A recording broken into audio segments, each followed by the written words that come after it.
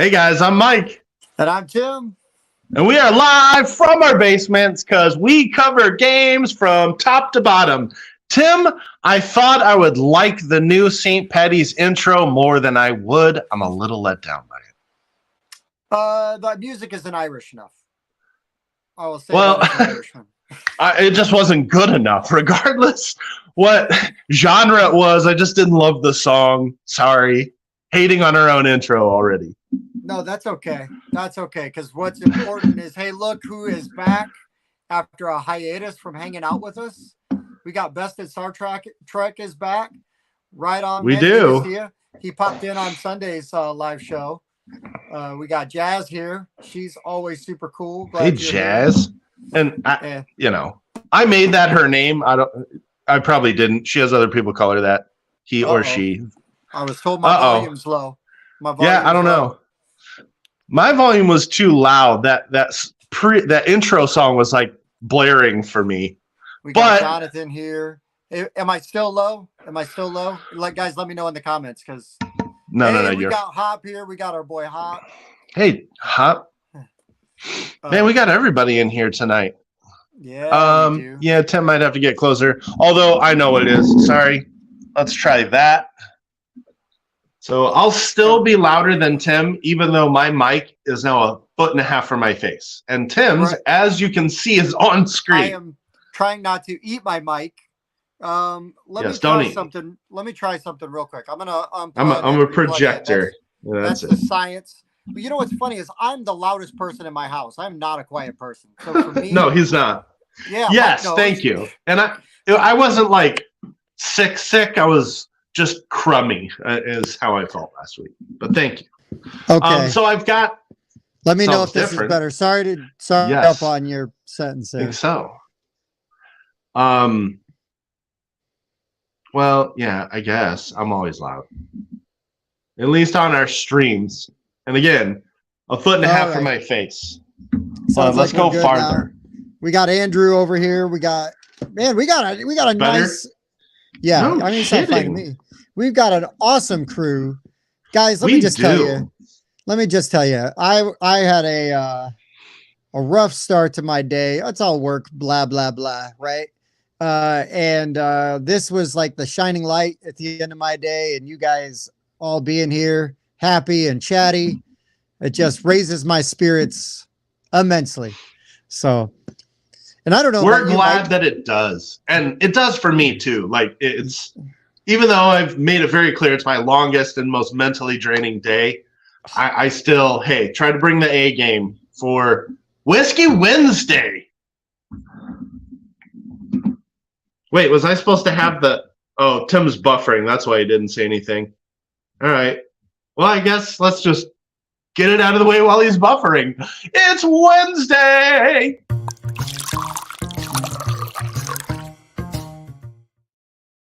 Okay, he's back. Yeah. Perfect. I just had to reload Tim behind the scenes real quick. That's all it was. You reloaded me by pouring a little dram of Jeffers Creek. Jeffers Creek. Well, and I like what Mike is saying here too. What's that? He's saying that Wednesday. Yeah. But he gets to say whatever. We'll just post all the comments, which we do anyway. So I'm just down the road a little ways from Jeffers Creek, and I stopped on by Woodford Reserve.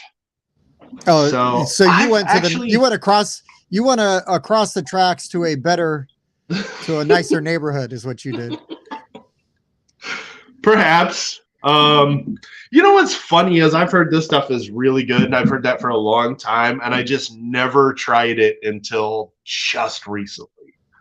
And I will say I was walking through a big box store, and one of those that discounts stuff all the time so that other companies can go out of business. But found myself a really good deal on some new whiskey glasses, the big ones. My real whiskey glasses, the glass ones, were just so small, like my big ice cubes. There was no room for any liquid in there. The ice was the drink, is how small those whiskey glasses were. So we've stepped up to the 11-ounce drink. We'll get a much more healthier pour now. You got a decent rock in there now, or are you still using the little baby ones? What? I always use the big ones. Yeah, all right. Just always. That's why I've been using coffee mugs, so I could put a big ass ice cube in there. Man. So another mentionable here, Tim spoiled it for me. He put it in the chat. That's okay. If you catch me looking down here a bit, that's because I've got a new toy. I finally got a laptop. So those of you that have asked for an upgrade to our live stream, your voices have been heard. I have heard several voices that were inside of my own head, that were mine, that said, Mike, get a laptop, make the stream more cool, give the people what they're looking for. We may have some technical difficulties as we go along, as we always do. However, I hope this improves everybody's enjoyment of the stream, and I don't screw it up too bad. But I did get less than Amazon dropped it off less than an hour ago. Like, I haven't gone through and set up stuff. I was like, okay, get the link in, make sure my cam works. Okay, figure out the screen share. All right, got it. Oh, crap, time to go pour a drink. We're also streaming to Facebook and Twitter tonight too. So we're trying all kinds of new stuff tonight, We are. So yeah, I'm probably going to be reading comments down here. We'll figure out a layout later, but going to be going back and forth a little bit as I get accustomed to my new layout here. So, well, let's run through some. There's a good comment we got from Alan, and Alan, I'm glad you are following orders. we're glad to have you. Right. But we'll bust through some business real quick, some little business and little show news, and then we'll get into the list. Well, the little business is we got a Patreon going, right? That's right. It's a little thing. We don't really have exclusive rewards set up or anything like that. At least not currently. That's all sort of in the works. We're just deciding how we want to do and what we want to do with that. Right now, we're not putting anything behind a paywall. But Mike and I and a couple of the other guys, we've been brainstorming some ideas. So we'll see what happens with that. But we've got a Patreon going, and right now there's I can't see how many spots are left, but there's a limited number. 20. Of spots, 47 spots left. That's fine. Plenty, just enough for the people that are here tonight. That's it. But if you can and you have the means and you want to. Support the show in an additional way than what you already do, please feel free. If not, hey, I don't care, man. I'm just glad you're here chatting us up, to be perfectly honest. So, and we are Game Talk Network. Happy for that. Yeah, that's our umbrella, right? Correct. And yes, it keeps us from getting wet.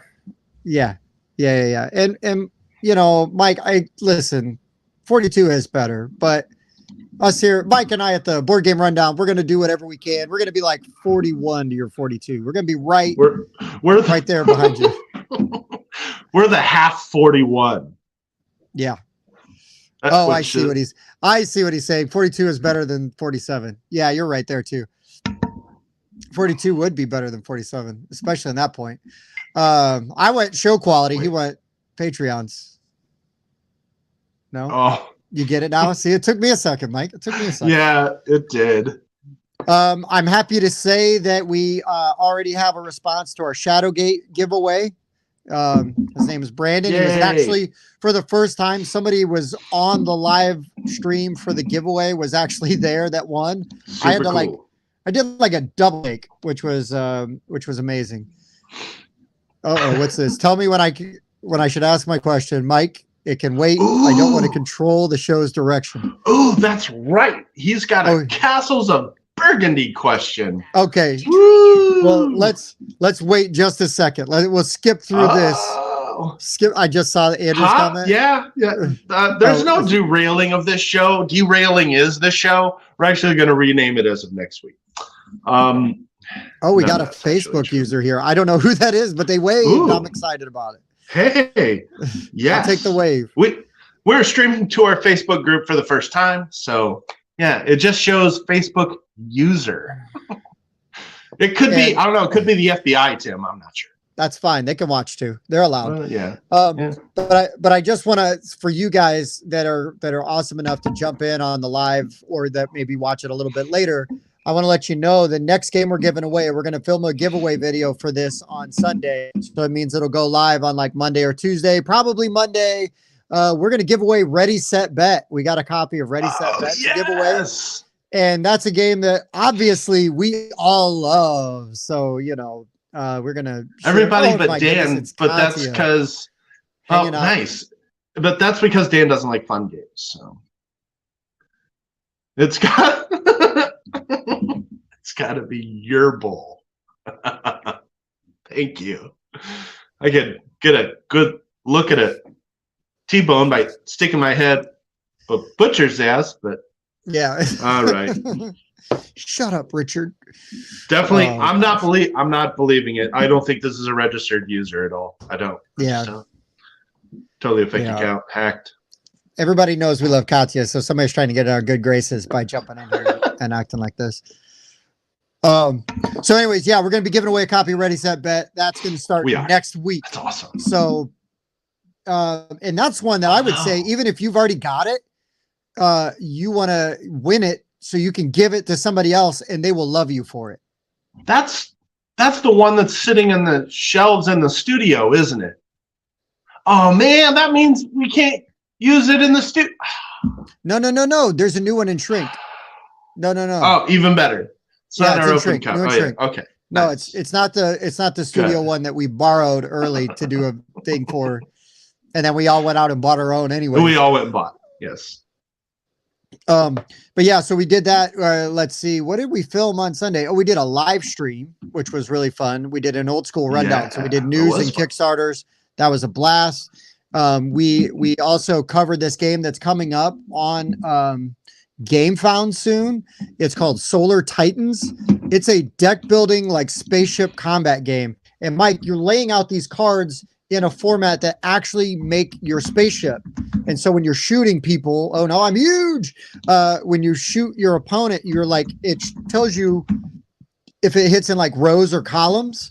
And so your weapons will hit different spots on the ship.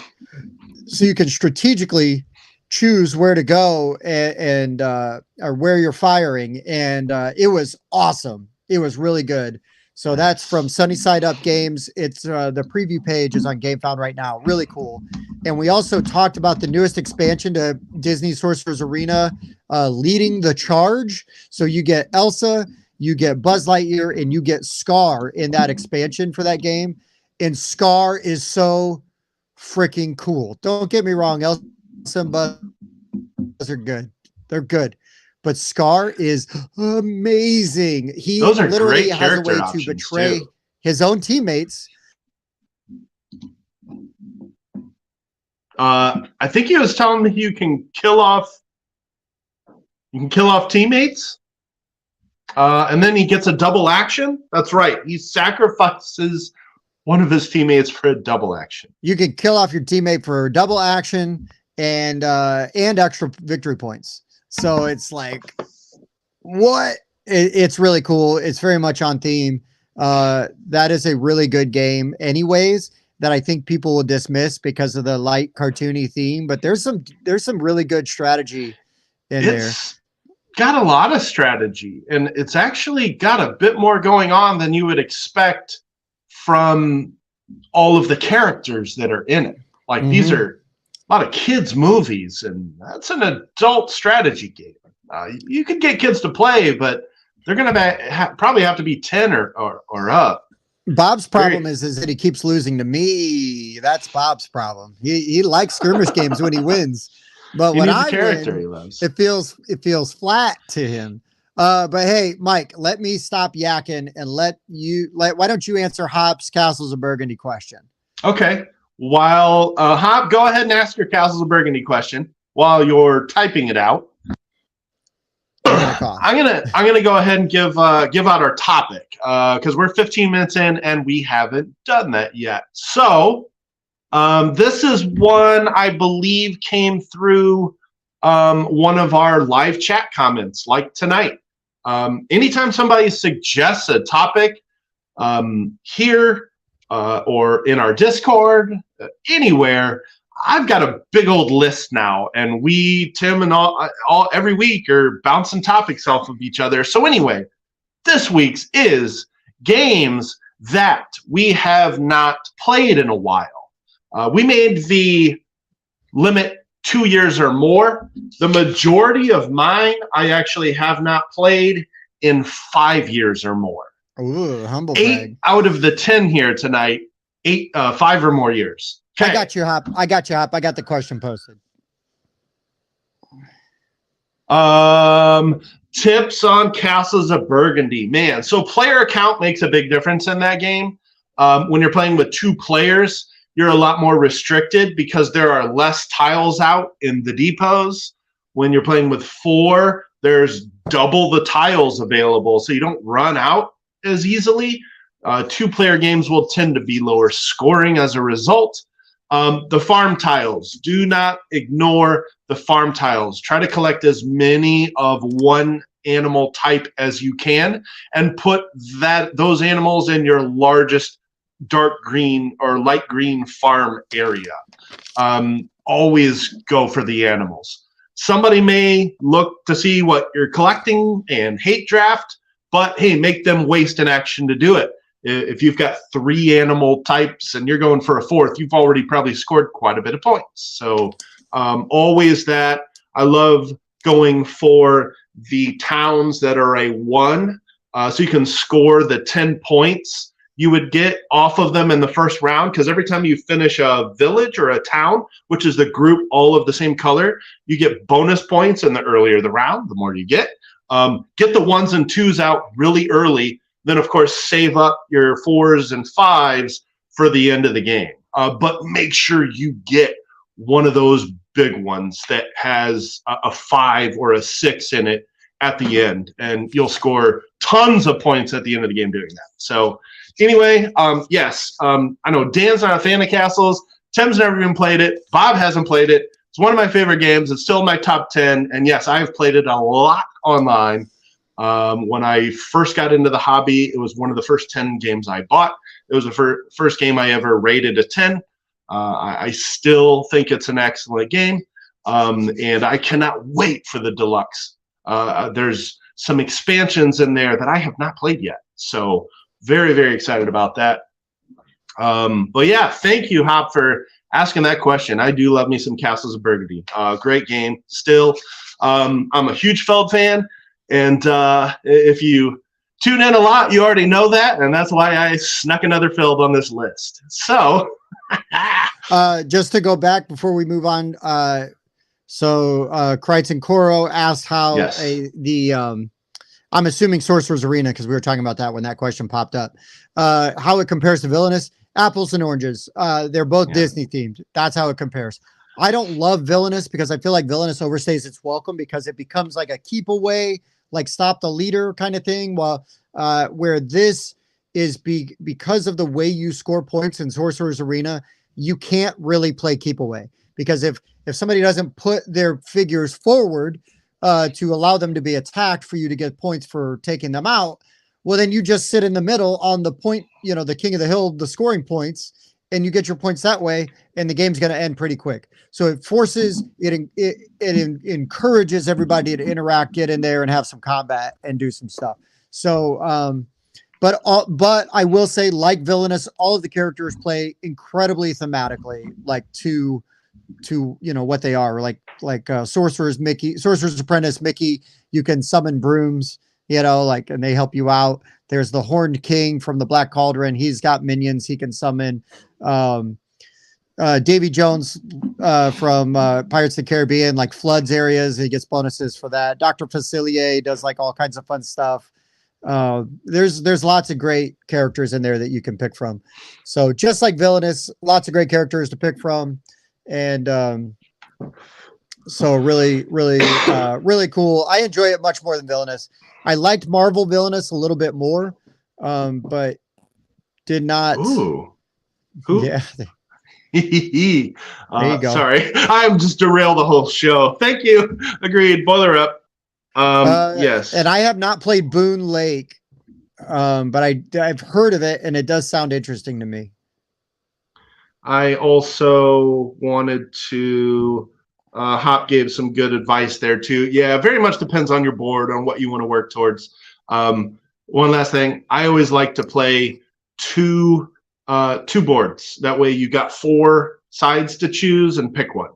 So that way you've got more flexibility on what strategy to start from the very beginning.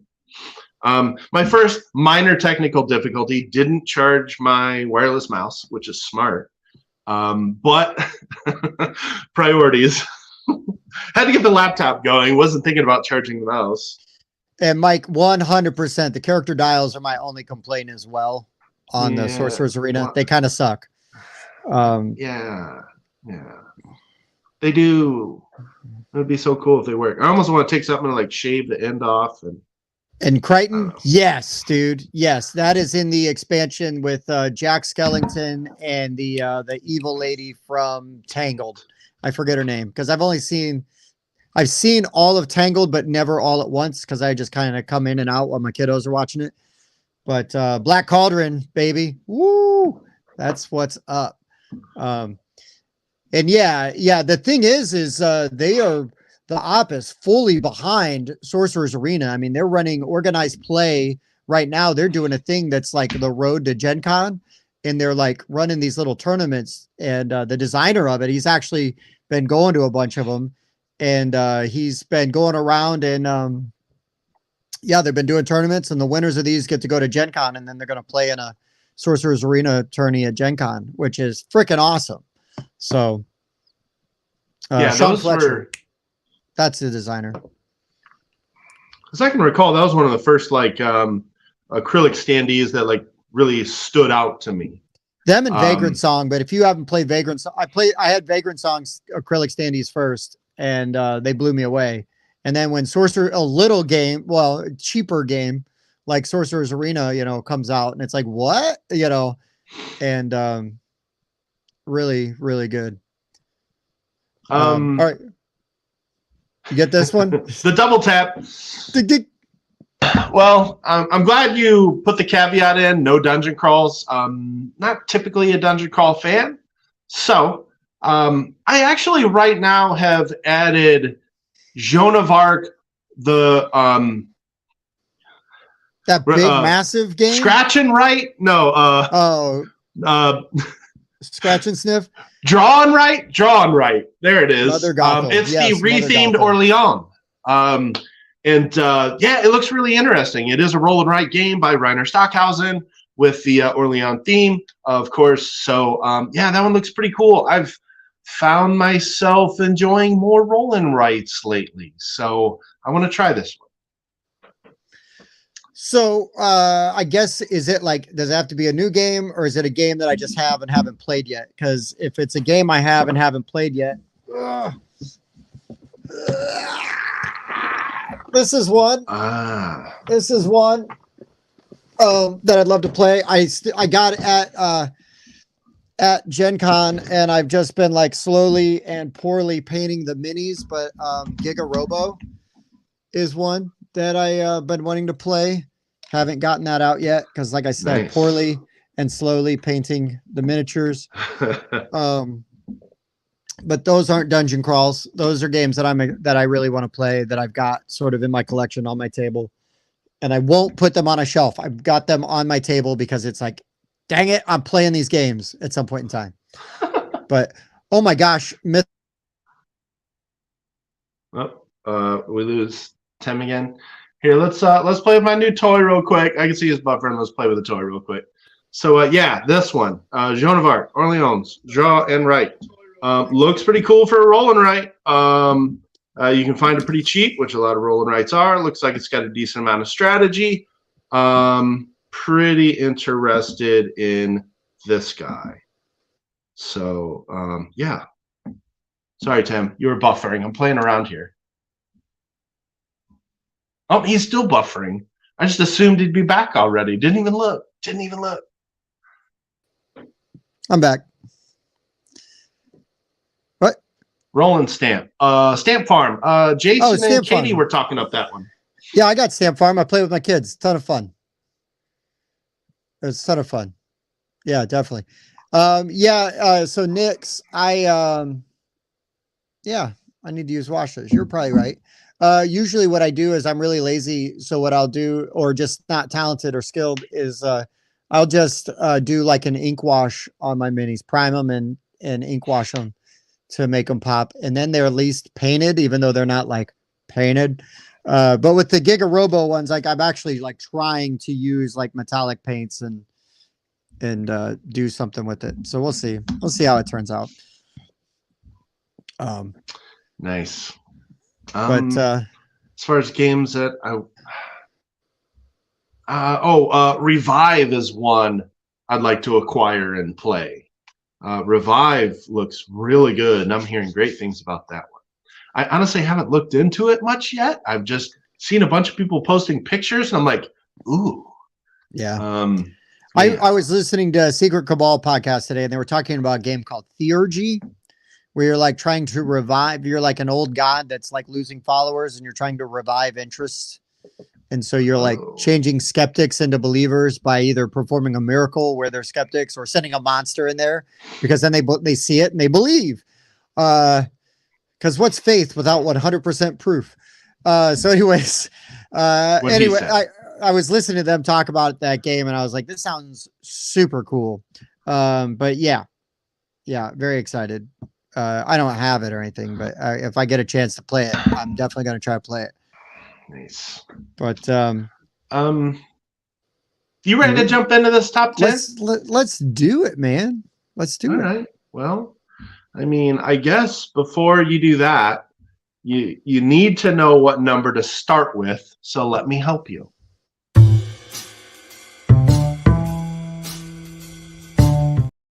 It's 10. It's 10, Tim. We're starting with 10. That's what that whole thing was for. Yeah. 10 of them. No, I get it. Now I get it. Okay. I know. It's a lot. My number 10 might be the most expensive game on my list. I haven't played it. I haven't played it since 2019 because I looked, and by all accounts, that's more than 2 years ago.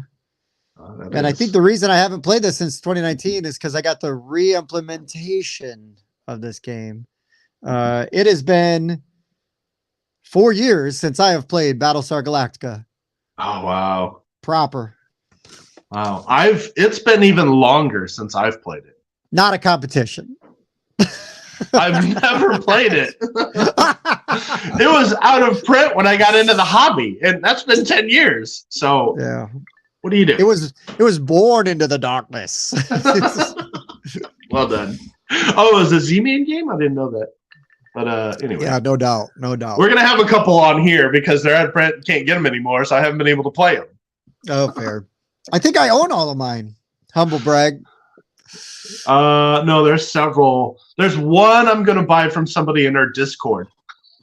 Okay. Yeah. Okay. Yeah. So, nice. But it's a great game. It's Hidden Trader. It's based on the sci-fi show. It's probably one of the only really good shows to come out of the Sci-Fi Channel. Like, because most of them have like BBC level Doctor Who, like 80s, 70s, and 80s effects. I mean, they're bad. But Battlestar Galactica is amazing. Amazing. It's a really good game, especially if you like the IP and the theme. I mean, it's one of the best to implement it ever. So I gotta play it sometime. You're gonna hear that a lot. I'm thinking if you haven't played it in a while, yeah, there's gonna be a lot of those. What we should do is play it without Dan, then he'll cry.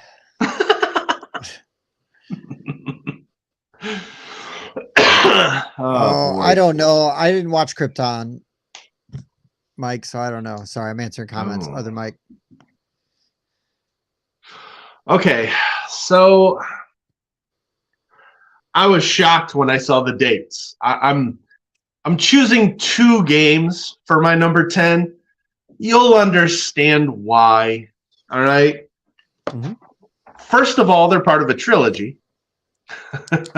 Secondly, one of them I last played February 26th of 2021. Thank you, BG Sats. The other one just made the cut because I played it March 13th, 2021. That's how long it's been since I've played Blood Rage and Rising Sun. I'm pointing to my copies right behind 2 me. years? Blood Rage is in my top 10. It's one of my favorite games. It's been 2 years since I've played that? That's insane. I know it's an older game now, but I got into it late even. Like, I bought my copy only a few years ago. Man, wow. And Rising Sun, as you know, I like, you and I both love Ankh, and Rising Sun falters back a bit. For me, I've never had an experience playing it where things actually went well. There aren't a whole lot of games. There are no games I dislike because I'm not good at them.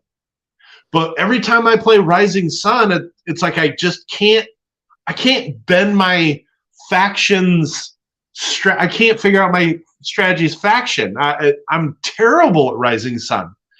Now, it doesn't help that the last time I played it, I was the Moon Clan.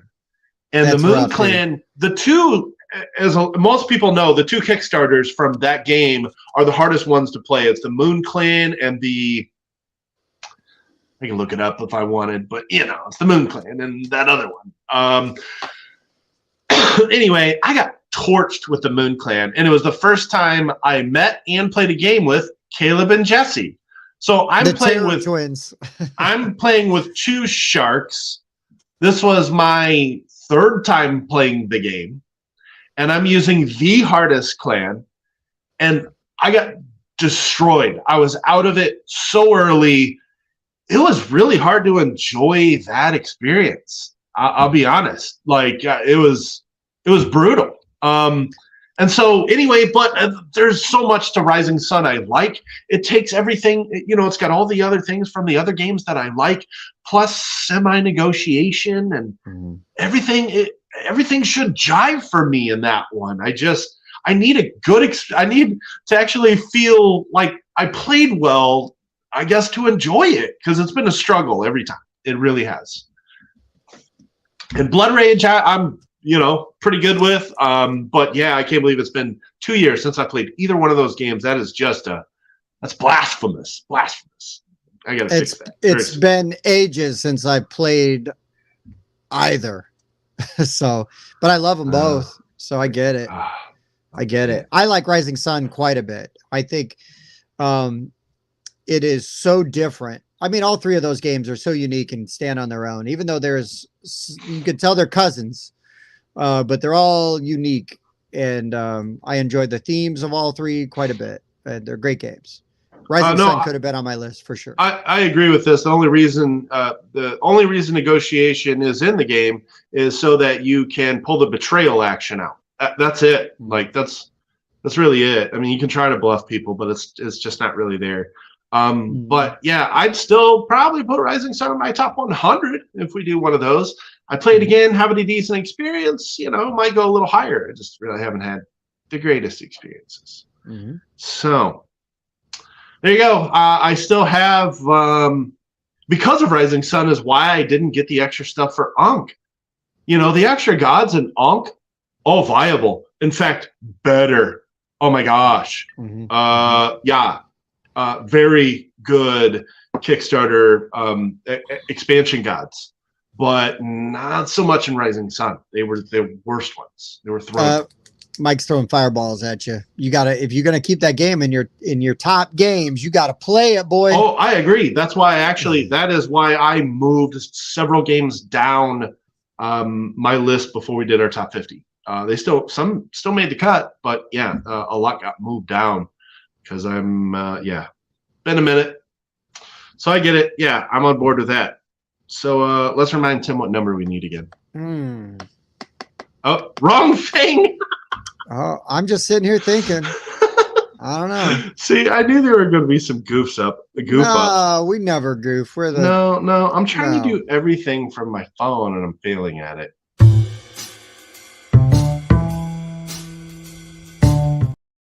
Trying to do everything from my computer and failing at it. Oh my gosh. Okay. Here's a game that I hate that I have not played since 2019 because this game is so good, and I hate that it doesn't get any love, and I hate that Miniature Market like started selling it because originally it was only a Kickstarter exclusive, and I just hate that so much. The game is Hate. Hate is so good. It is such a good, good, Whoa. savage, brutal skirmish game with a campaign style like I've never seen anybody else do. Now, granted, Hate is definitely not going to be for everybody. Honestly, it's not for most people because not only is it really mean and violent, and the theme is gross and disgusting and horrible and repulsive, it's really good. It's really good. The theme doesn't bother me, but the theme is the theme is off-putting.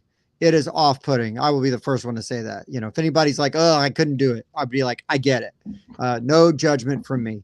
But man, Hate is really good. It's underrated. It unfortunately, because they did the Kickstarter exclusive thing, and then it went to mini market for then release like 2 years after it came out because they had all these copies of Hate that they were sitting on, and it's like you probably should have just released it regular, and then it might have gotten a little more, of the attention that it deserves. But man, it's really fun. It is really fun. And I like tactical skirmish games, and this is up there. The rules are easier than you think, and the work the way that that you think they would. I love this. I'm with you. I get it. But yeah, man, Hate is really good. It's been since 2019 since I played it.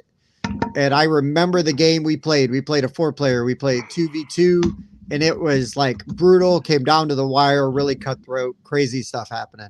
So anyways, Simon. So we got back-to-back Simon, right? Games here. Yeah. Simon's Hate. Well, back-to-back lanes. This is my number 9. What? No, Hate's not a Lang. Nice try. Brain fart. Total brain fart. Try. Wow. Okay. So this will be. I thought I had multiples. Oh, I do. One of these others was also printed by Z-Man. So Z-Man Games, famous for not reprinting stuff. This game, I've only gotten to play a couple times, and it has been since March of 2019. So we're at 4 years now since I have gotten, and now that it is officially out of print, I'm going to end up buying A Feast for Odin. Oh my goodness. You want to talk about the Uwe Rosenberg games that have a whole lot of depth? I am a big fan of Caverna. Absolutely love Caverna. And then I played A Feast for Odin. I was like, whoa. There are so many choices. There are so many options. There are so many components.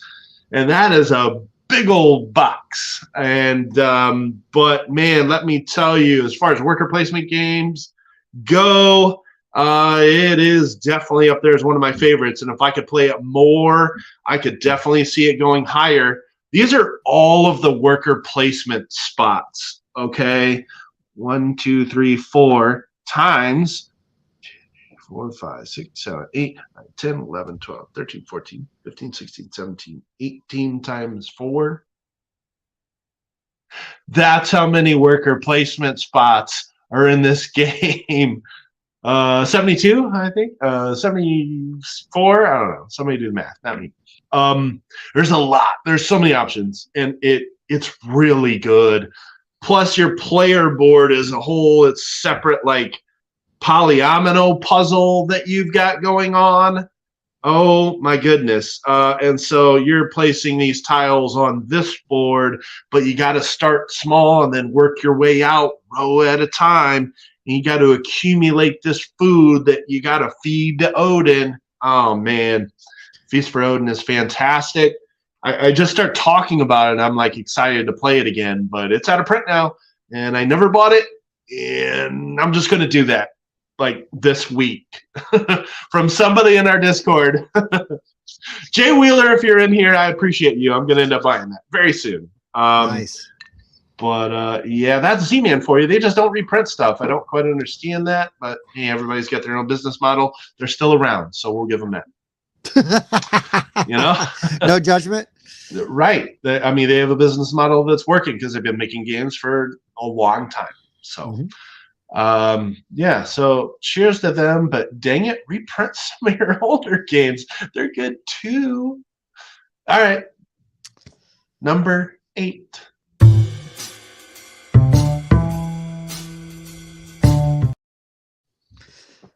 All right, I don't have any fun like alliteration or puns to go into my number 8, so I'll just jump right into my number 8. I last played in 2020. It is the greatest of all Catans. It exceeds Catan so much that it takes it to the stars, and that is Starfarers, or Catan Starfarers is what it's called now. Better get that right. Yeah, instead of the old version was Starfarers of Catan. I don't want to get it twisted. I want everybody to know that the new version, I'm sure the old version's fine. Haven't played it. But the new version, the updated version, is freaking fantastic. If you don't like Catan, give Starfarers a shot because it adds some really fun things to it. And it's a really good time. And the last time I played it was 2020. So, and these are all games that like I'm looking at and it's like, I need to get these games played. Like I want to play this again. And the rocket ships on this bad boy. Mike, click on one of the pictures of the rocket ship, man. Yeah, you got to get the rocket ships, don't you? Yeah, the rockets are where it's at with these. But there's like random events that can happen. There's not cool acrylic standees like in other games we were talking about today. But yeah, the rocket ships are so cool. You can mod them. They give you extra things you can do. And but yeah, they're really good. Crichton, all I got to say, dude, is if you're going to be at like a Gen Con or an Origins or in Northern Indiana, you want to play Ankh, all you got to do is like blow the conch shell and Mike and I will come running with copies of Ankh because Mike and I were talking. We haven't played it yet with the Pharaoh expansion and we need to play it with the Pharaoh expansion. So because our buddy Sam from BA Games, designer of Forges of Ravenshire, said that is one of the best expansions for any game. I'm like, wait a minute. We already find that a top 10 game. Yeah. You mean there's something that can make it better? No. Yeah. Apparently so. But yeah, so my number 8 is Catan Starfarers. I really love it. It's great. And Nix, I haven't watched Warehouse 13. So was that a sci-fi show? And Jonathan, I don't know which Meeple event. Was it the one where I was teaching Marvel or Uno, Marvel Ultimate Alliance or whatever, like all day? It might have been that one. Could be. I was there on business that day. Yeah, you were teaching some games. I was. Holy crap, Chris pulling out, swinging out the hipster Chris. Oh. Not only did he play old Starfarers, but it was in German, and he had to walk to the game store through 6 feet of snow uphill both ways, and he didn't even have boots. I don't know. Come on. Wow. Right. Bob, you're thinking of Torchwood. That's a BBC show. Captain Jack Harkness.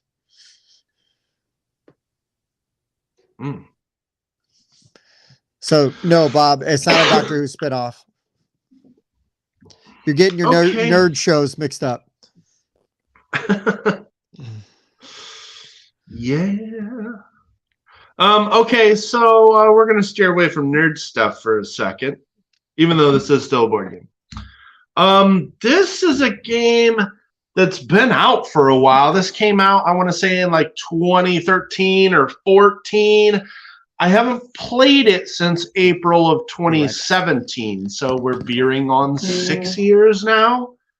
And this is Sons of Anarchy, Men of Mayhem, a game of money, guns, and violent consequences. And I think this might be why people don't know a lot about this game, and it's not ranked that high.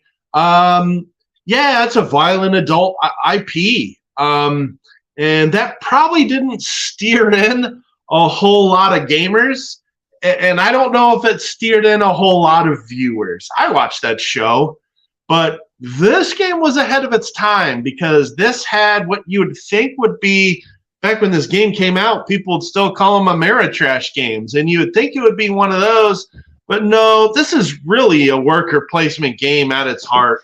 It really is, because what you're doing is you're taking your guys from your base and you're putting them out on different locations and activating them just like a worker placement spot, except what makes this game different is riding, aka moving a guy to a spot, is an action. That's it. You move a guy to a spot. You have to use another action to use that spot, except there's an issue. Somebody else can ride to the same spot. And as soon as that happens, you can call for backup. And then those little guns behind your screen, you can have a throwdown with that person on that other location. And you can use some of those guns and you can take out some of their workers. And you're going to fight over these spots. And if there's still another person's, any unit on that spot, you can't use it. It's contested. So you find the best spot on the board, you try to camp out there and utilize it as much as you can, because some spots are definitely better than others. You're going to fight over those spots. You're going to fight over them a lot. And especially if you're the person that can camp out and stay there, people will just keep coming after you. You can upgrade your guys. They start with like little basic units where they're just kind of they start out as just kind of like little worker guys, and then they turn into like leaders of your crew that are riding a bike, and they have more attack power and everything. It's got variable player powers. I mean, there's different gangs that were in the show, and they all play a little bit different. These are all painted, obviously, but you can see how much interaction there is in this game, and that's why I say it was so ahead of its time. You're fighting over these territories, and there's tons of guys in those spots. Every single one adds to your combat strength, plus however many guns you secretly want to add behind your screen, which takes out some of their guys. Really, really good game. It's been several years since I've played it. They've actually rethemed this game twice, and I didn't even realize that. I was researching this for this list, and one of the designers made another version that I never heard of, and I can't remember, even though I looked it up like 4 hours ago. But it is a fun game that I know a lot of people haven't played. Still have it. It'll never leave my collection. It has good components. I think it's a good game. I mean, it's just got a lot of plastic components in it, and it's a lot of fun. It is a very interactive, cutthroat worker placement game, and you would just never expect that by that cover. So it's one I want to play again, so I had to bring it up. You know, what's funny is so that was a show I didn't watch, but it was a game that I dismissed because I was like, it's probably just a cash grab on a show I don't watch anyway, so who cares? Then my buddy Pete, who watched that show like fanatically, he's a biker wannabe, and he got that game and loved it, raved about it, and I was like, okay, but I never got to play it. So it's one of those, I like this mechanic. Most money wins. It's like real life. You can negotiate with other players. Hey, I'll give you a few bucks if you just let me keep this spot. Don't contest me.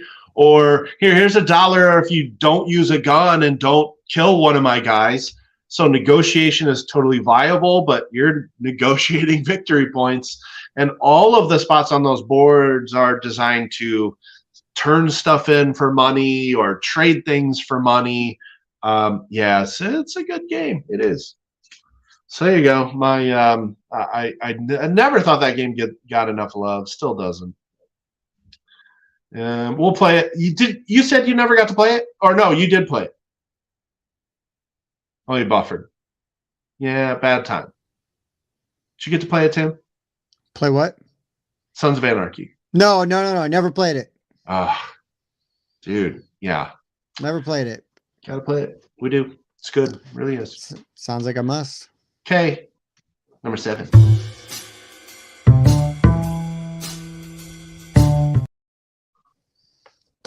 All right, so I'm gonna keep. Yeah, probably not. Probably not. But I got a game. The one I'm gonna talk about, I would bring to a biker bar. Just saying. Well, hold on a second. Hold on 1 second.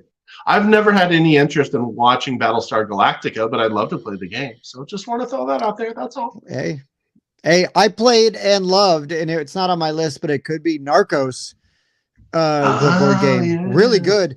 I just watched the first season of Narcos like last month because I needed, I guess I just really wanted, well, now why am I blanking on his name? Pedro Pascal. I needed a Pedro Pascal fix before getting into The Last of Us. And then, the more importantly, The Mandalorian. Was he saving a special child? I mean, not in Narcos, but it does seem to be his thing now. Of course, that was like 8 years ago or whatever Narcos came out. Maybe metaphorically, the cocaine is his special child. Yeah, maybe that's what it is. Maybe that's what it was. The law was his special child in Narcos. We got a rare Dan sighting. I'd probably watch it. I just don't know how. I mean, it's really good, dude. It's probably available somewhere. I'm sure it is. But okay. On the Sci-Fi Channel. My number 7, I would play in a bar. This is a game that I love so much, and we have talked about it sort of recently. If you watch the live show, but I love this game. It is always hilarious. I love playing this with anybody. This is a game that sometimes is fun to play with strangers. That's Cash and Guns. It has been criminally a long time since I played Cash and Guns. It's been a few years. But that's a game that will never leave my collection. It is great choice. Much fun. Oh, so what Dan's saying is that he's a lurker. It's good to know, so we could just keep talking trash about you. No, it's cool. He's checking to see if we are. Yeah, but no, Cash and Guns, man. It is great choice. So much fun. Just an absolute blast. And I haven't gotten it out. If I took it to a family gathering, it would get played. Guaranteed. Oh yeah. Guaranteed. It's so easy to learn. Yeah. Well, and my family loves it. Like we all love it, have a great time with it, goof around with it and everything. If you watch the live stream we did on Sunday, there's a little Cash and Guns reference at the end. I haven't gone back and watched it, but I was there. Nice. I will tell you, he's buffering. All right. I want to make sure he knows this. He usually does whatever he can to hear me, even when he's buffering. This is one of my honorable mentions, Tim. Okay. I nearly added it. I haven't played it since January of 2018. And I was playing it a bunch, and I don't know why I stopped playing it. I don't know. It's so fun. No idea. Like just pointing foam guns at your friends. Like it shouldn't be that fun. I mean, yeah, it should be fun, but it's just as fun as you think it should be. There we go. Yeah, really it is. Yeah, Gaius Baltar is one of the most lovable and hateable characters in any sci-fi series you'll ever watch. Any series for that matter. And I believe that's Dan's favorite character. He will confirm, I'm sure. But I think Gaius Baltar's Dan's favorite character in Battlestar Galactica. But yeah, Cash and Guns, man. That's mine. I love that game. I need to play it again. I'd like to know who this is. I wonder if it's Jason. He would log in under his YouTube.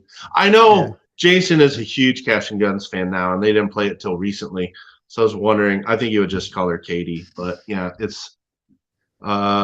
So Dan, if you're gonna watch, like, I find Narcos interesting because as a kid, I remember some of these storylines with like Manuel Noriega and things like that, and Oliver North, and so it brushes on parts of history that are from my childhood. But I get it. I don't know that it's for everybody, but I also find that the actor that plays, what's his name? The main drug kingpin. The way that they portray that character, he's terrifying. It's really good. And you can understand how a country like how that happens in a country because you see the way that things sort of unfold. But anyways, I haven't watched season 2 or anything. I just watched season 1, then started watching Last of Us and History of the World Part 2 and all that good stuff. So Oh yeah. Pablo Escobar. Thank you, Bobby. Thank you, Bobby. Bob's got my back. Pablo There you Escobar. I had a total brain fart there. For some reason, like I could Pablo name Pascal.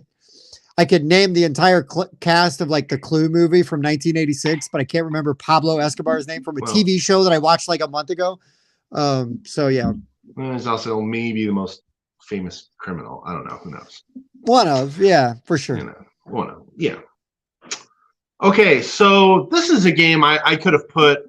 There's so many different lists I could have put it on. I did briefly mention it last week because there is a little bit of social deduction in this game, but really this is a semi-cooperative game, and it's just another one that's ahead of its time. It came out in 2012, designed by Christoph Bollinger, and this is Archipelago. Archipelago is a really crazy mash of mechanics that I think just works extremely well. There is a lot going on in this game. I think a 3.7 is fair. I played this when I was still a relatively new gamer, and it felt pretty heavy at the time. But what this game does is so awesome. Like you start with that sort of little basic island there, and you're spreading out. And you are looking for a new place to, colonize, I guess, which has become a touchy theme, but let's not make it one. But you're trying to explore. You're looking for resources, and you're looking for, you got to find the resources, though, because, you can't go to a fertile area and expect to find rock. You got to find a mountainous area. So you move your boats, and then you move your workers, and then there's a worker placement phase, and then there's also resources that you can sell in that variable market over to the right. And then at the same time, there's a card buying phase, and some of those cards are so mean, like just destroying other people's boats or taking money from them. And the whole time you're playing this game, not only are you buying cutthroat and mean cards, there may be a hidden trader in the game the whole time. Because as your population builds up, you're also trying not to get people to revolt too much. You've got a little sideboard there, and one represents your population. The other one represents the revolt, how upset the population is because you taxed them too much, which is the main way to get money. And so, but if the revolution marker gets passed higher than the population, then the population is out of control and everybody loses the game unless you're that hidden trader who wins by making the population mad. So you're looking for the guy that's taxing people over and over, and you're like, don't let him get what he wants. He wants the population to get upset. Oh my gosh. And to be doing that kind of social deduction while playing all of these mechanics together, Archipelago is a really fantastic game. Man, I don't have a copy, and that's why it's been so long since I've played it. It is really good. It's gorgeous. If I could have put this on so many lists. I could have put it on our social deduction list, but it's more hidden trader with worker placement and explore mechanics. It's also one of my favorite boards, Tim. Like it's a looker, in my opinion. I really like the way the map builds out. This is probably one of my favorite exploring games because of how good the map looks and how the tiles fit into each other as you build it out. Man, Archipelago is so good. Again, another one. Oh, it's been so long. I've got to play it again. 2016. So, yeah, almost 7 years since I played this game. Oh, yeah, Jason, sounds like that is South Bend bag material. Oh, Jason. What are you doing this weekend? And Trevor, you are right. Clue was 1985. Basketball. Sorry. I was off by a year. Clue was 1985. Wow. I'm good at the actors. I'm not always great at getting the exact year.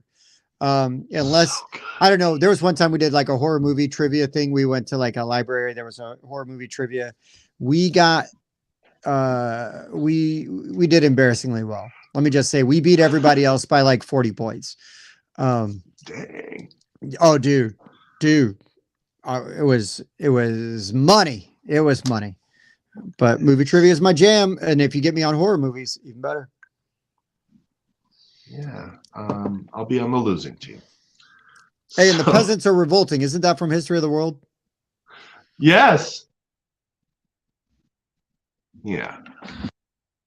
All right. So there you go. It's my number 7. So that means we're on to number 6.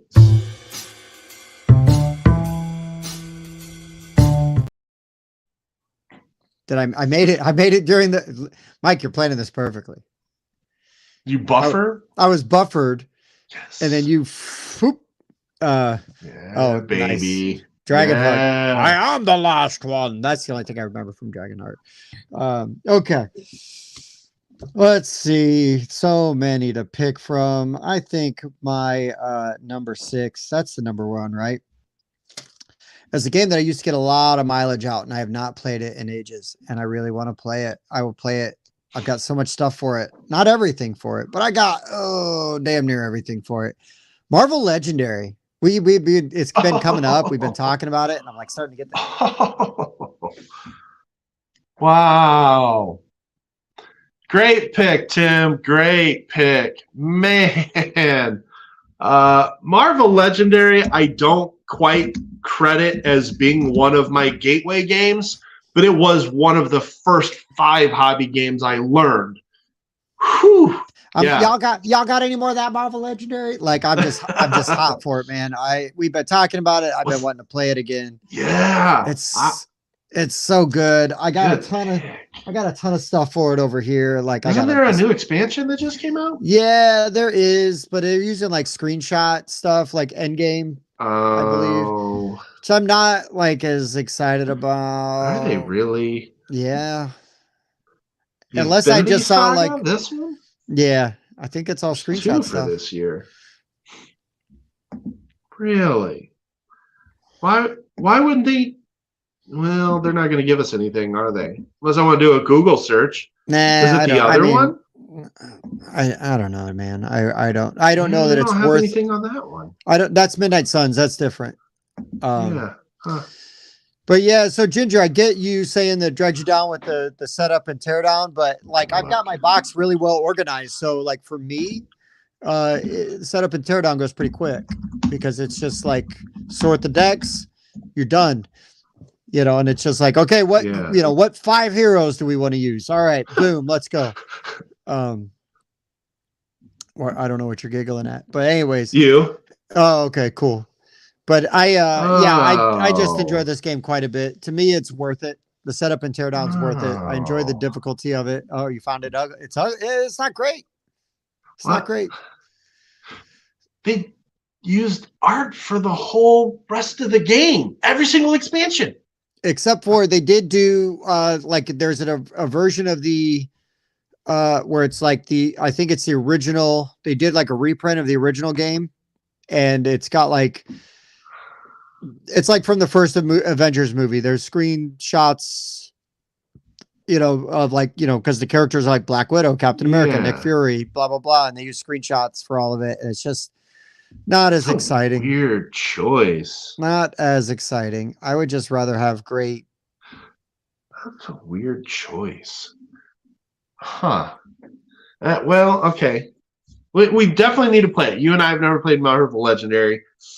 Together. Yeah, great choice. Oh my gosh. I didn't write that one down, amazingly. I tried to keep a list of like all the ones that I enjoyed, and I had a pretty big list. For whatever reason, I didn't write that down. That was a late ad. That was me sitting down here as we're starting and like looking around and going, holy crap, I have not played that in forever. I love that game. Just slapping you in the face with that one. Wow. Oh, great pick. And Trevor, Marvel Champions, I think the only thing with Marvel Champions that I would say is if you have the character decks pre-built going into play, setup and teardown isn't that bad, as long as you're just going to keep that character deck together. If you're waiting for everybody to kind of build their decks, and if there's like a newer player and they don't want to know what they want to do, I'm not near as interested. But if everybody's going to kind of come to the table and play with a pre-constructed deck, whether you have built it or they have built it, like, rock and roll. But I get it. Sure. I think it's a valid complaint. Well, I guess I say pre-built as in, like, maybe I spent some prep time before going, okay, I made a really good Doctor Strange deck, and here's a really good Spider-Man deck, and I got a really good Cap deck over here. Or even better, I got a Spider-Ham deck, you know, like, let's go. Let's go. But yeah, I would say, Trevor, if you built your own character beforehand, and when we were playing it, because we were like doing reviews for it at the game store, we would just go out and buy a character pack and like come in and just play that character right out of the pack and not even really worry about building the characters. But yeah, that is the part of setup that can take forever. But for me, that is something that you do, like, you know, a little bit ahead of time. And yeah, like Dan said, pre-made custom squad and X-Wing. So Dan and I got together to play X-Wing one time. It's the one time I played X-Wing. I absolutely loved it. But Dan had his stuff already ready, and I had my set ready when we came to the table. So it was just a matter of like fishing out the exact cards I needed and like grabbing my ships. Yeah. Here we go. I really haven't played a whole lot of games like that. So the one I have, I'll use that reference, and I agree with you. In Star Wars Destiny, I liked to have a Rey deck, and I like to have a Padme deck. And yes, I get it. Just you can jump right in faster. That's made that whole but Trevor, building. Trevor, you're right. It takes like the meta out of the situation. You just grab this character sounds cool. Cool. I want Devil Dinosaur, right? Like I want Captain America and Devil Dinosaur. Boom. I'm going to do that. Oh, I want Deadpool. Boom. Got it. Wolverine. Boom. Like one of the fun things I like to do is take all the Spider-Man decks, right? Because there's a bunch of different ones, and throw, you know, as many of the Spider-Man characters as I can all into one, just because I love Spider-Man. I need to play Champions. So Bobby says he's got most of the decks made ahead of time, but it's a much better game for you than Legendary. Well, it's a different kind of game, I think, and it's a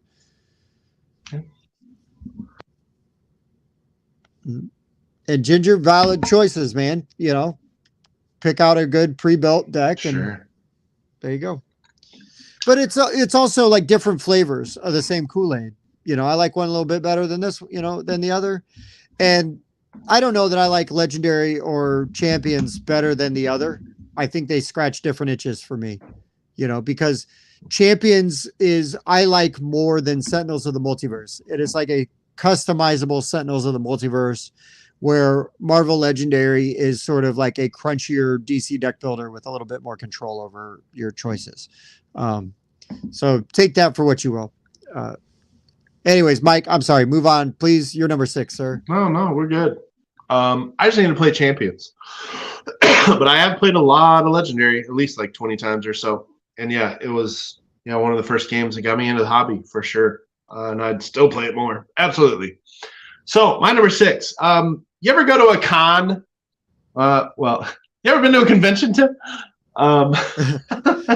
And then no, I went to Origins in 2016, and they got a library, and you just get whatever game you want, and you can play it. Well, I played this game, and I really liked it. And then later that weekend, we played it again, and I obviously liked it enough to play it twice in the same weekend, and I never went out and bought it. Now it's out of print, I think, and that is Grand Austria Hotel. Oh, no! This is a really good dice placement game by the Italians, and lots of people rave about this game. I know why. It is a very solid worker placement game. But yeah, it's been 7 years since I played it those 2 times, so I'm sorry. I'm unable to give a ton of analysis here. I know it was a good game because now it's like ranked like 68 or 69 now or something. And these guys are legendary design team now. But my goodness, yeah, it is a really fun dice placement game. And I just never tracked it down for whatever reason. I should just need to go out and chase down that game because I just, I told you how I've been cooling on like worker placement games, and then here I am. I'm mentioning what 2, 3, 4 games so far that have worker placement mechanics. But I prefer dice placement. There's just a lot more strategic options going on, whether it's the color of dice or the pip values of the dice. But yeah, dice placement games are way more interesting than most worker placement games. Not all. But yeah, this one's good. This one's good. Really good. I can dig it. I haven't played it, but I've only heard great things. So I know our friend Jason, from the Board Game Mechanics, Jason, has that really high, like top 10 or top 20. Yeah. Him and Katie both, I think, enjoy that game quite a bit. Yeah. So there you go. I need to eventually just get Grand Austria Hotels. I can freaking play it. All right, top 5.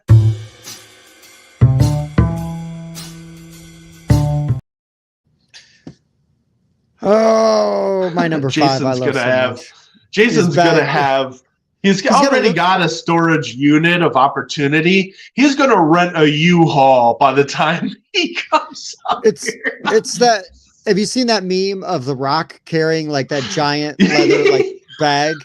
That is going to be Jason trying to come to South Bend with his bag, South Bend bag. Oh, I didn't grab a pen. I got to leave myself a reminder. Make a Jason South Bend game bag meme. Yes. With The Rock. Yes. And then we're going to put it in the Discord. Yes. So my number 5 is an amazing game. It might be out of print now. I've got one of the expansions for it. And I think I've got the first edition, the controversial edition, which has slaves in it. It's fine, whatever. They're now fakirs, I believe. Doesn't matter to me what you call them. The game is still freaking amazing, and that is 5 Tribes. It has been way too long since I played 5 Tribes, but good golly, do I love 5 Tribes. It is so good. It's so much fun. It's so thinky, such good decisions. I try different strategies every time I play, whether I'm going for like assassins or trying to use the djinns or, whatever. Such a fun game. I've got it. I'll never let it go. 5 Tribes is freaking fantastic.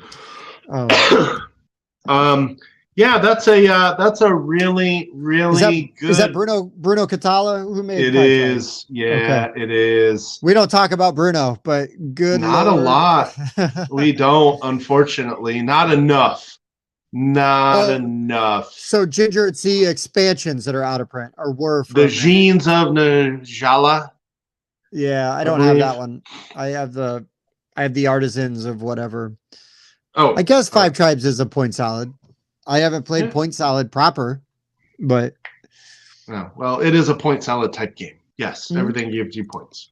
I love those kind of games. I don't like solid, Tim, but I like point solids.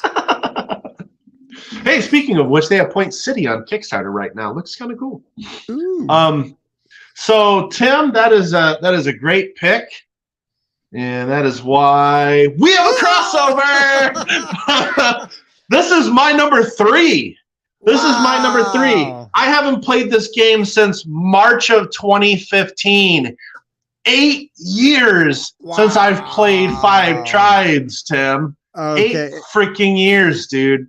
Wow. Well, that's good to know, Jason. It's good to know that they re-released the expansions. Yeah, this is my number 3. I mean, this game's still ranked number 75 after all these years. This game came out, and I want to say 2015.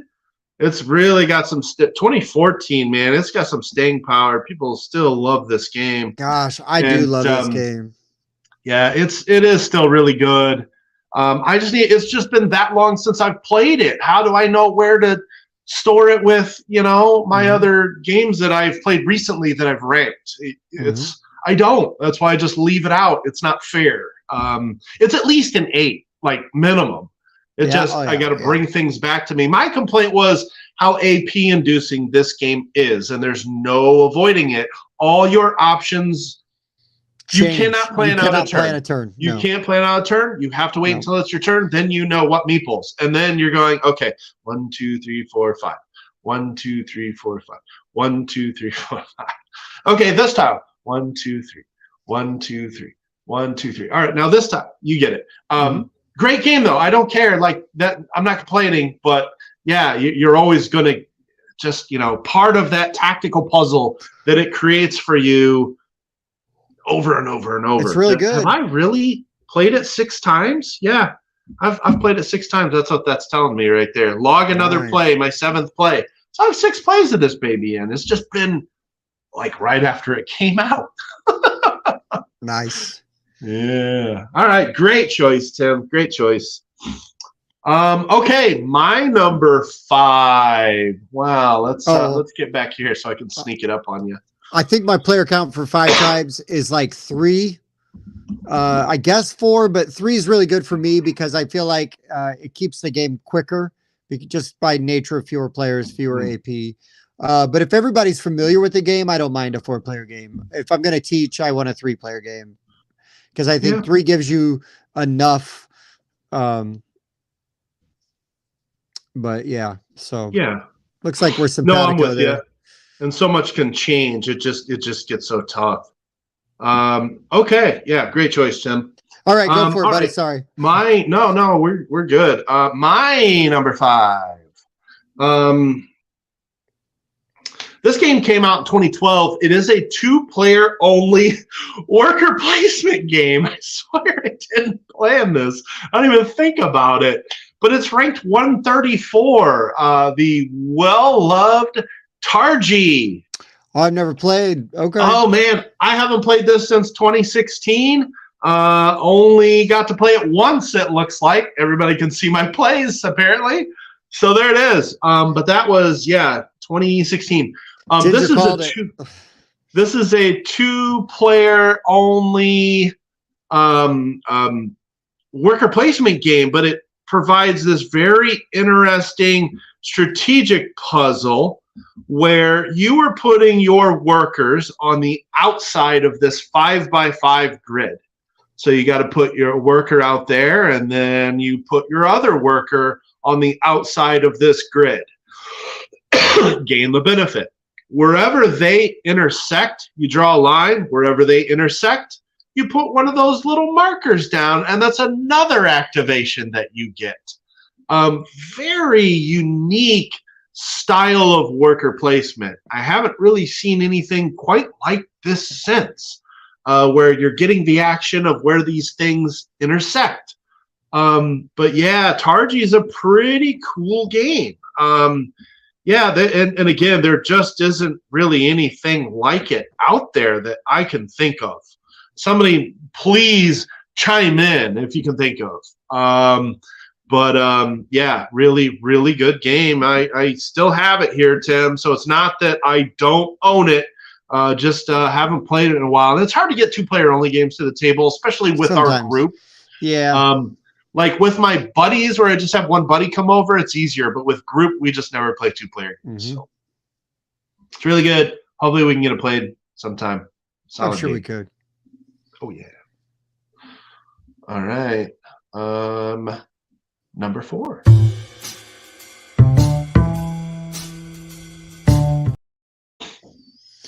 All right. I'm going to shame one of my favorite designers, shame myself in front of one of my favorite designers. Because he's not on, but I just assume he's always watching. Martin Wallace. Friend of the show, Martin Wallace. Oh no! Is this what I think it is? This is one of my favorite Martin Wallace games, and I've not played it in ages. No, it is not Brass because I've never played Brass. Even though I own an old, like maybe 2nd edition copy of Brass, like a real old. It's got the guy on the front. Like, let me ask a question so I know if I have the right thing queued up. Have you played it since you got the bigger box? I have not. But you're thinking of the correct one. Okay. And that's why it makes me sad because I need to play it since I got the big box. Me too. this comes from a land down under, you know. And I do not have a Vegemite sandwich for this one. But man, I really want to play Australia again. I freaking love this game. It is so good. I enjoy the theme quite a bit.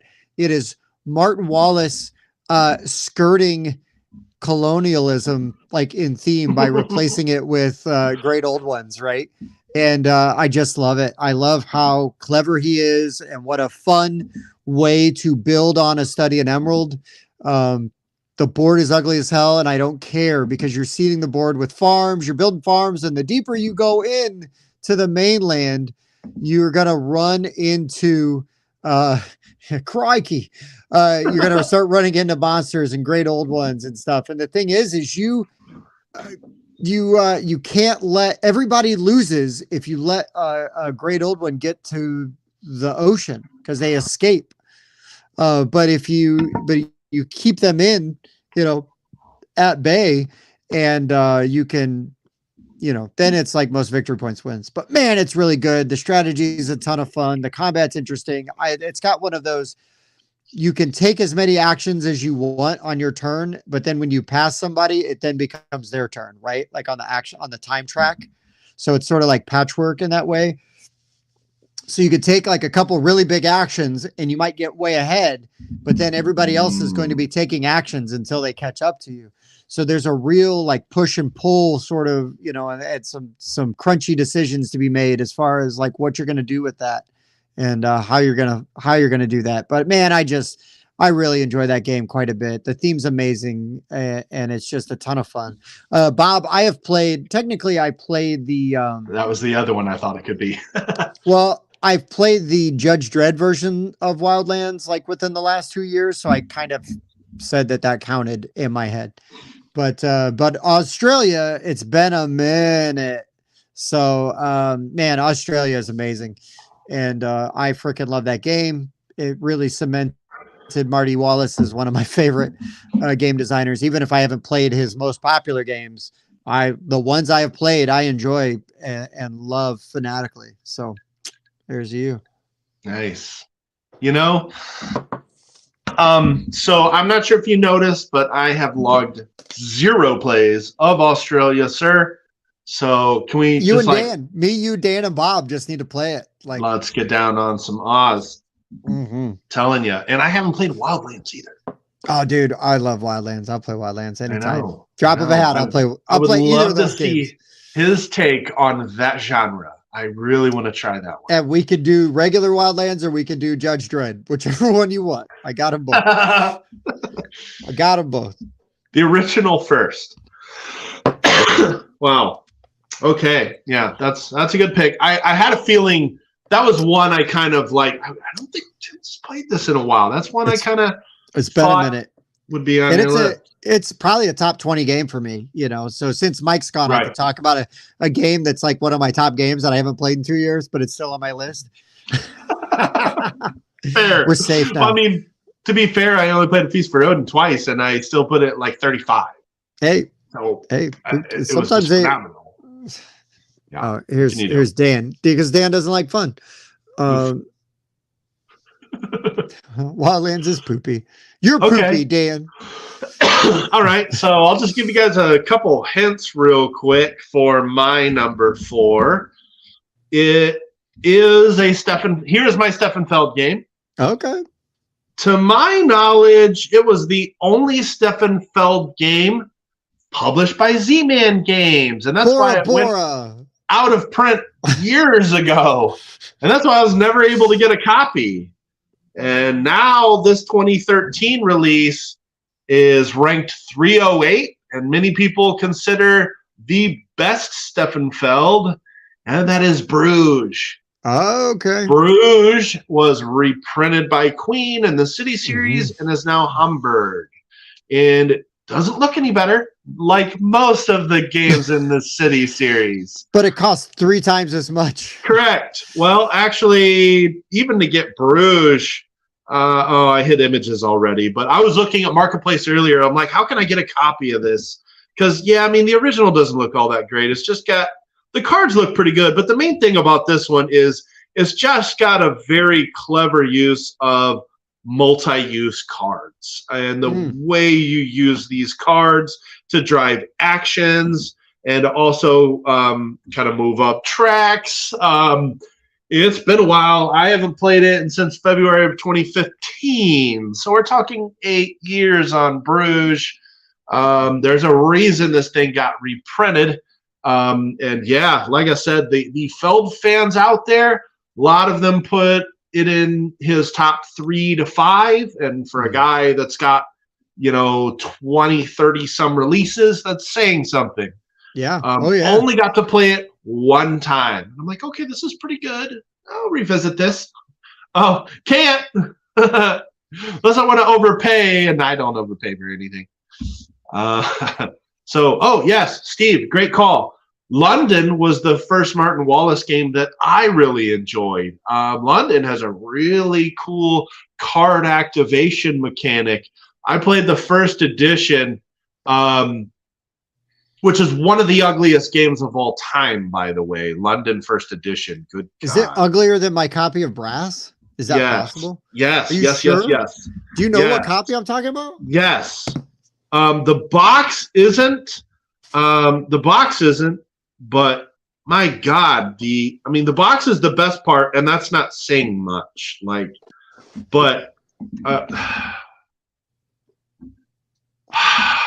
Tim. Here's the board and the chits. It's hideous, dude.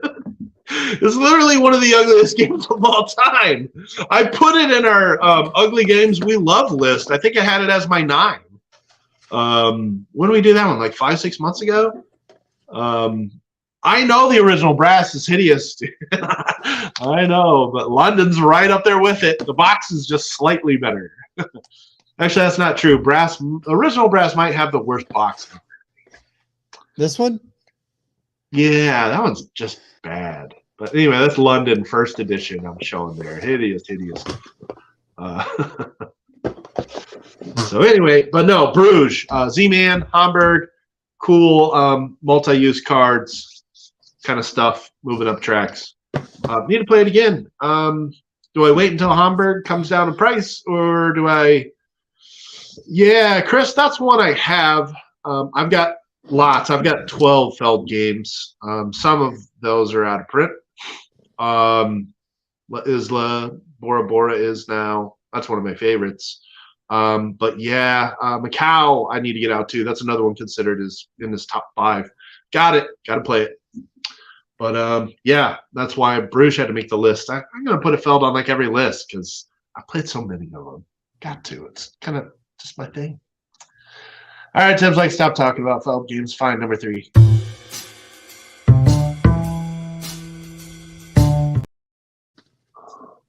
It's really tough. I'm going to go with a game that we do talk about sometimes. It actually got talked about a little bit on Sunday during the live stream. And the last time I played this, I remember because I had to play it virtually with my very good friend, Mr. Bobby Hooper.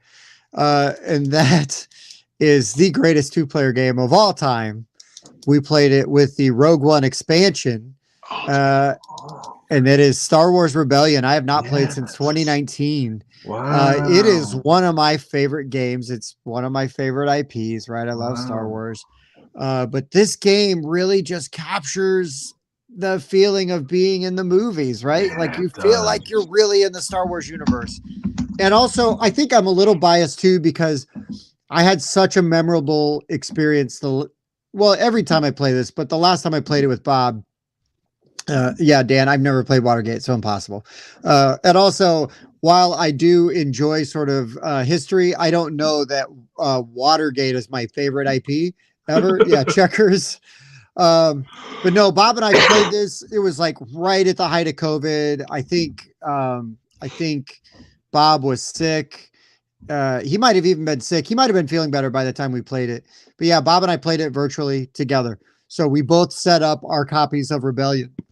And we made, I think Bob's board was sort of the control board. And then because I was the Rebellion, I was running the probe deck. So I was like showing him the cards out of the probe deck or whatever. And what a great and like fun experience. And the fact that Bob and I were able to pull that off, like to play that just 2-player, via FaceTime, and That's a cool way to play that. That would, dude, it was so much fun. It was like, and like I said, middle of quarantine, right? So like everybody's all like emotionally weird because you're stuck in your house, yeah. and you're just starved for like outside contact.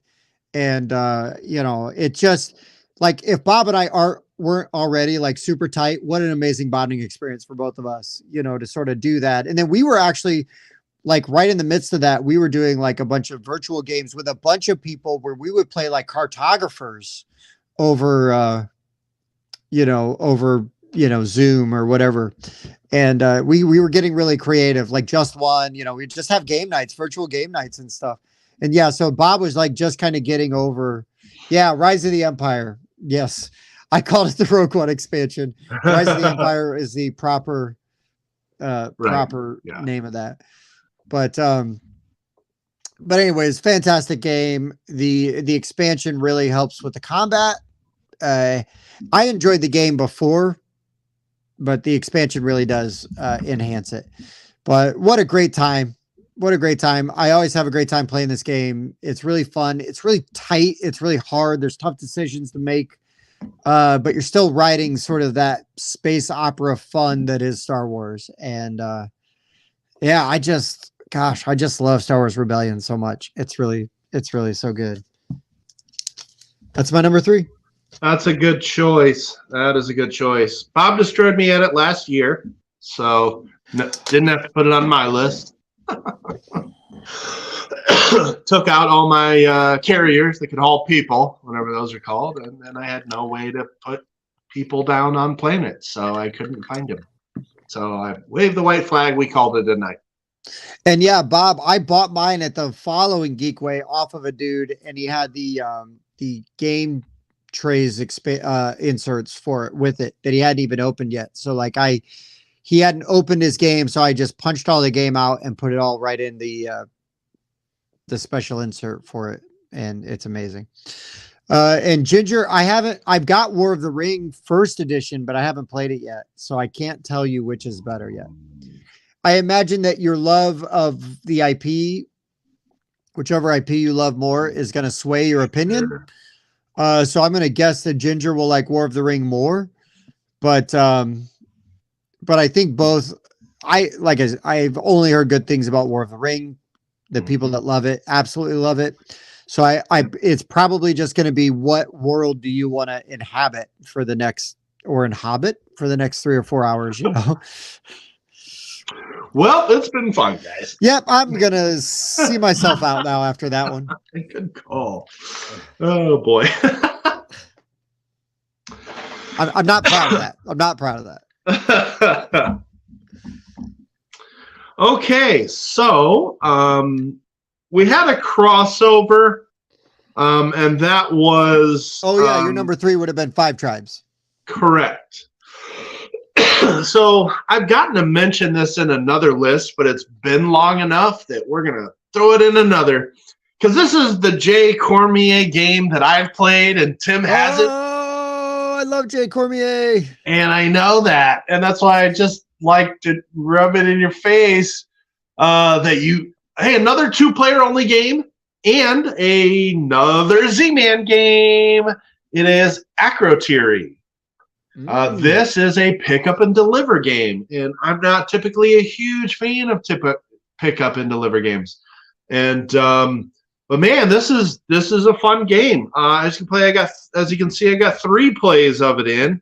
My last one wasn't until 2015 though, so it has been a minute. But what you're doing is, it does have an explore mechanic, because you're starting at that kind of island in the middle. And you're laying down these islands, and you're laying them down based on the resources that you need. But you're also trying to build those white temples. Those white temples, you're drawing these cards like that person has. And those cards are kind of giving you okay, you need to build this temple between a green resource island and a blue resource island. So you're trying to uncover these islands to get your temples built, because as you build these temples, you get more actions every turn. And so you're also kind of ramping up your actions every time you get these temples out. But you're picking up these goods, you can sell them to a market, and the market, as you can see up at the top there, fluctuates. So it's one of those mechanics I love, where a fluctuating market, the more of them there is in supply, the more the more they're worth, vice versa. Sell them off, they're not worth as much.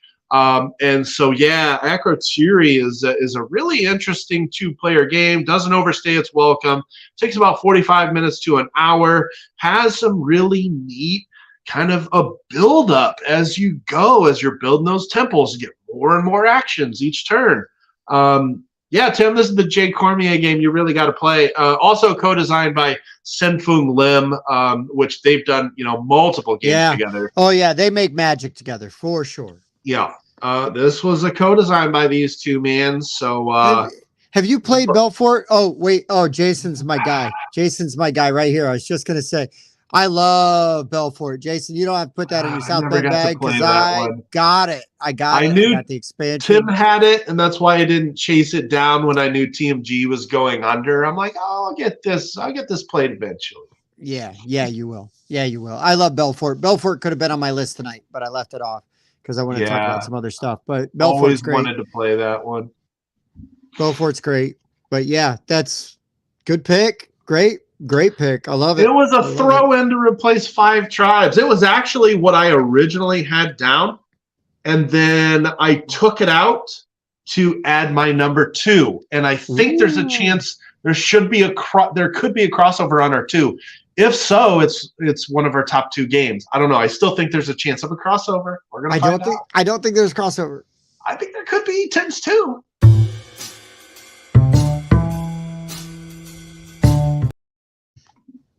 I really don't think there's crossover, and I'll tell you why. Because compared to the games I've been talking about, and especially compared to the games you've been talking about, this game's super light. But this is one of the first modified trick-taking games that I started to play when I got into this hobby. Because before I was into the board game hobby proper, I loved playing spades. Euchre, fine, but spades. I came from the not so nice neighborhoods. Not so nice neighborhoods. We played spades. We didn't play euchre. Spades was the game. No, Ginger, not Skull King, because it's not been that long. Chris, Teach You. Man, I wish I was good at Teach You, but no, I'm going to talk about a game I'm good at. Teach You is an amazing game, and it's been a few years since I played Teach You.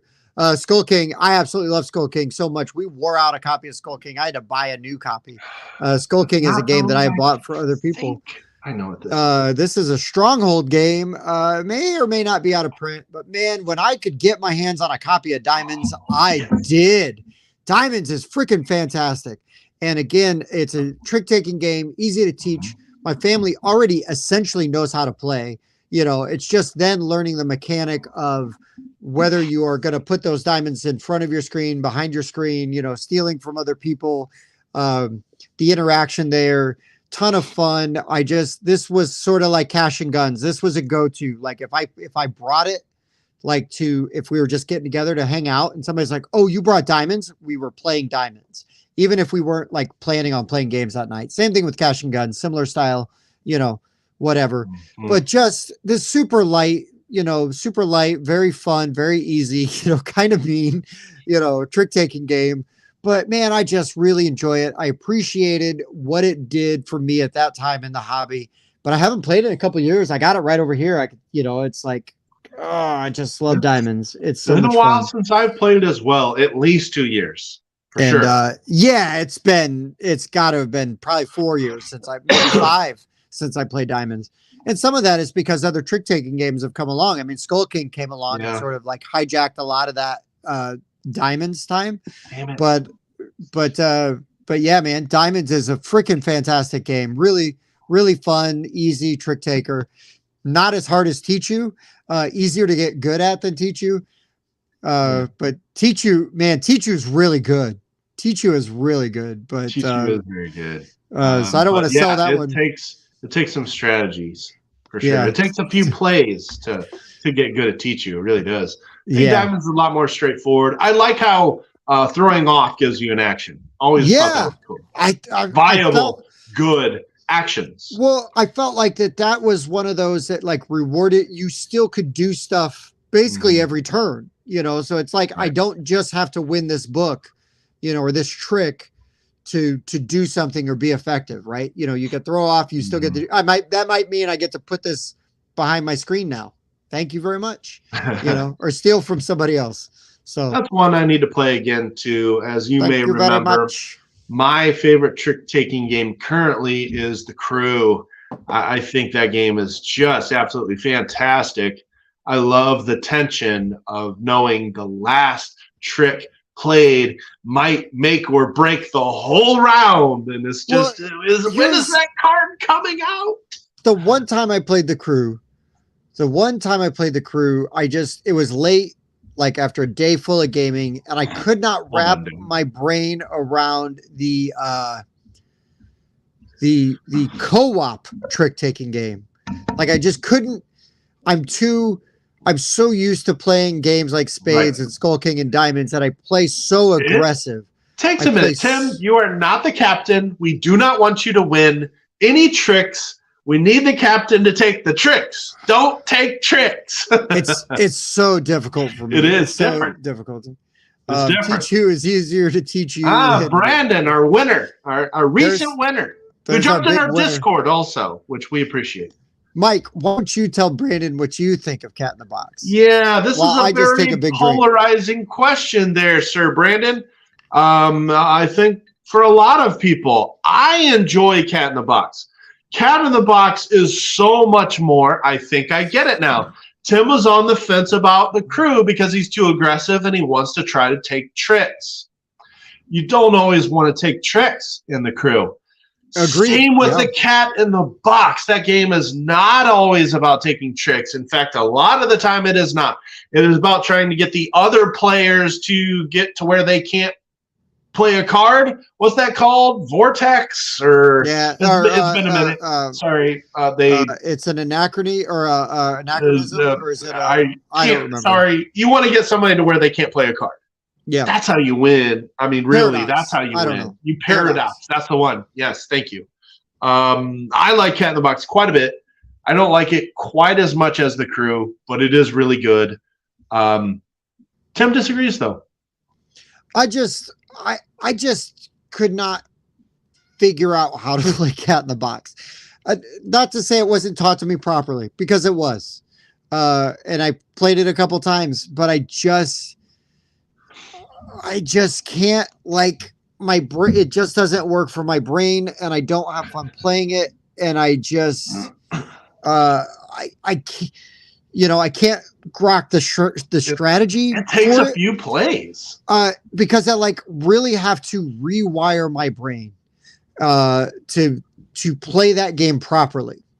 And yes, technically it's a trick-taking game, but you don't play it like any trick-taking game.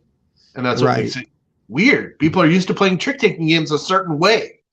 Well, and again, right? Like I'm used to Spades, where I've got a partner, like, all right, or I'm playing Skull King or Diamonds, and it's like, I am out for myself. Like, let's do this.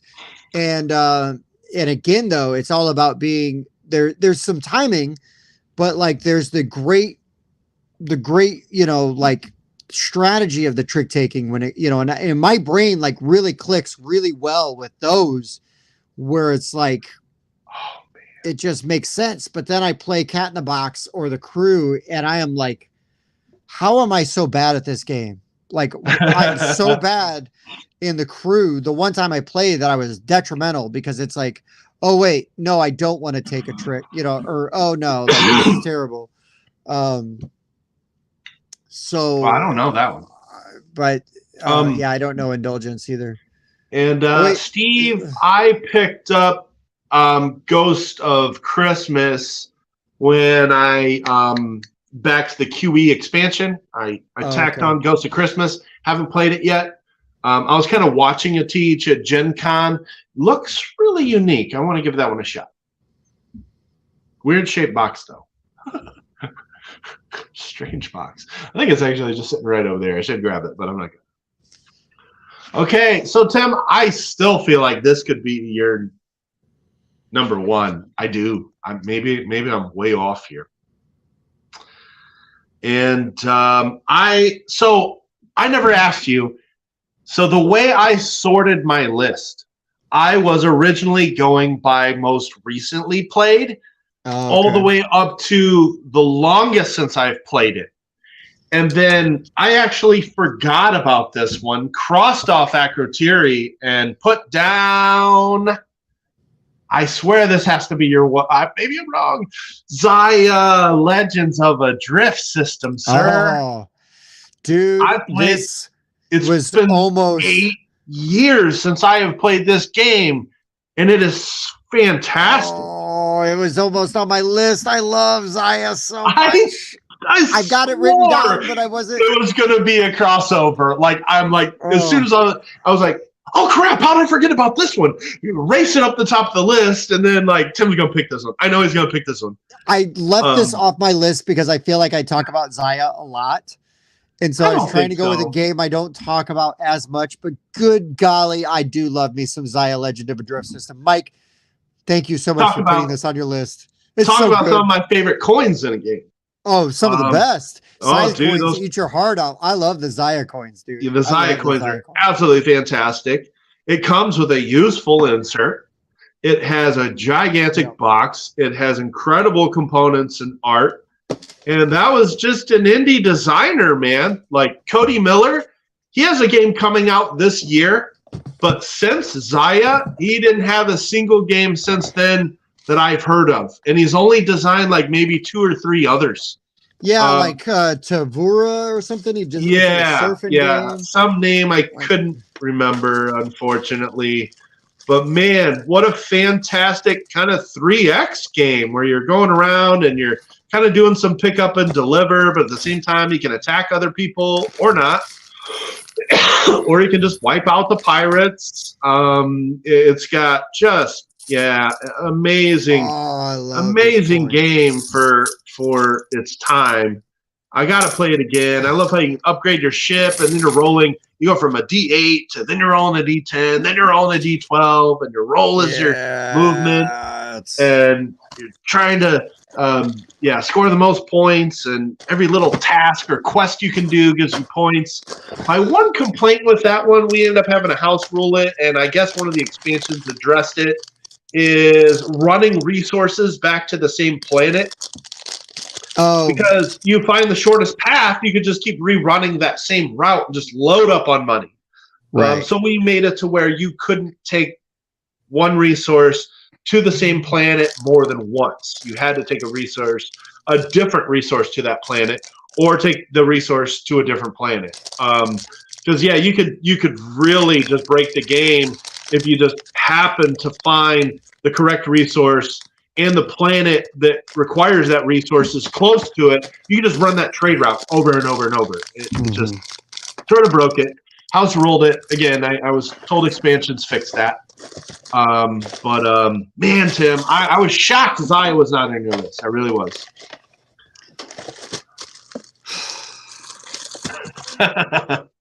Yes, and Brandon, I remember you in the Discord saying that. That's one I've had in my Amazon save for later. I think maybe after the first time Tim mentioned it to me, because I like trick taking and I like simple games and I like small box stuff. I don't know what I heard. One of the expansions fixed it. I don't know if it was the I thought Embers of a Forsaken Star was the big expansion for this one. Yeah. Yep. And that I had heard made it kind of like a variable market, kind of like what I was talking about with Akrotiri. The more that are out there, the more that are worth, vice versa. But I'm not sure because I haven't played with that expansion ever. So hold on. There's an economy board. So Yeah. that It does affects. something to change the value of resources where the base game didn't, and it was just too easy to run the same trade route over.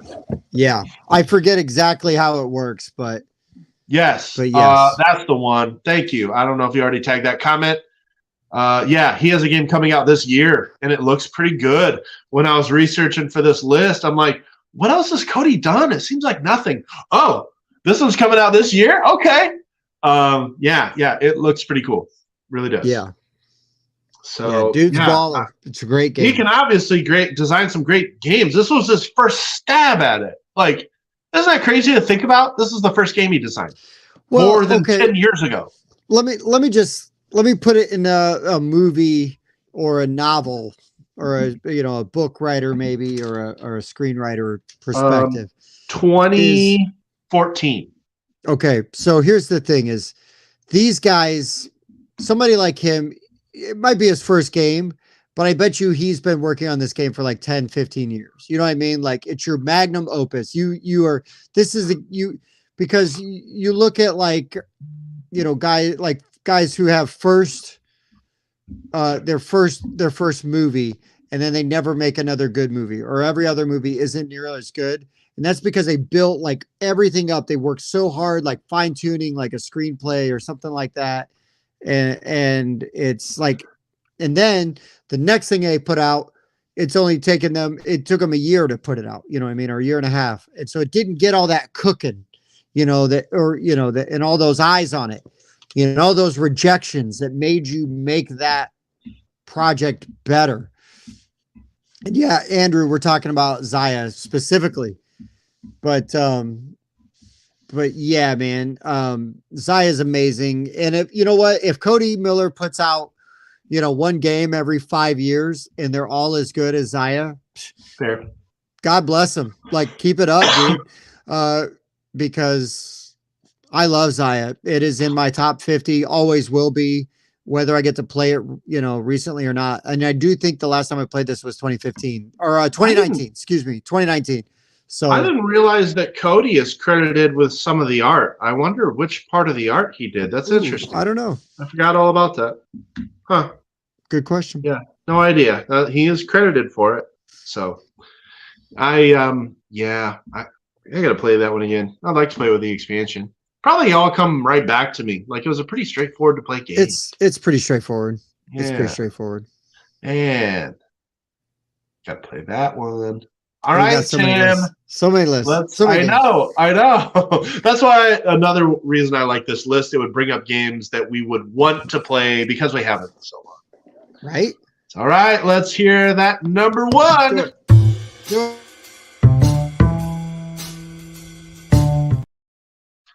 Man, we're at like almost 2 hours just on our 10 games. I told you, dude. Right. I told you. We went 30 minutes before we even mentioned that we got into the topic. More banner, we did. More filler than normal at the front. We did. We're just happy to be here. Come on, we're just happy to be here. I had a bad day. I missed last week. I'm happy. I'm happy to be here.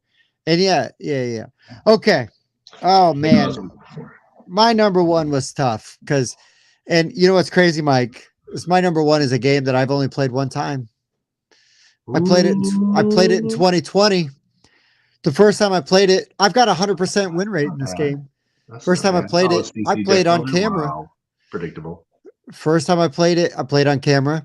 I played it for a little thing we used to do on the show called Board Game Roulette. This was a game that I was able to buy. Yeah, this was probably before you even watched the show. Oh, it was. And I will say that this is a thing we would like to bring back to the game or back to the show because we really liked it, but we've now improved like our format and our mics and our cameras and everything. And just as hosts, right? As you do something, you get better, right? We've gotten better. And so we want to bring Board Game Roulette, some form of it back. But Board Game Roulette, everybody picked a game, put it on the shelf.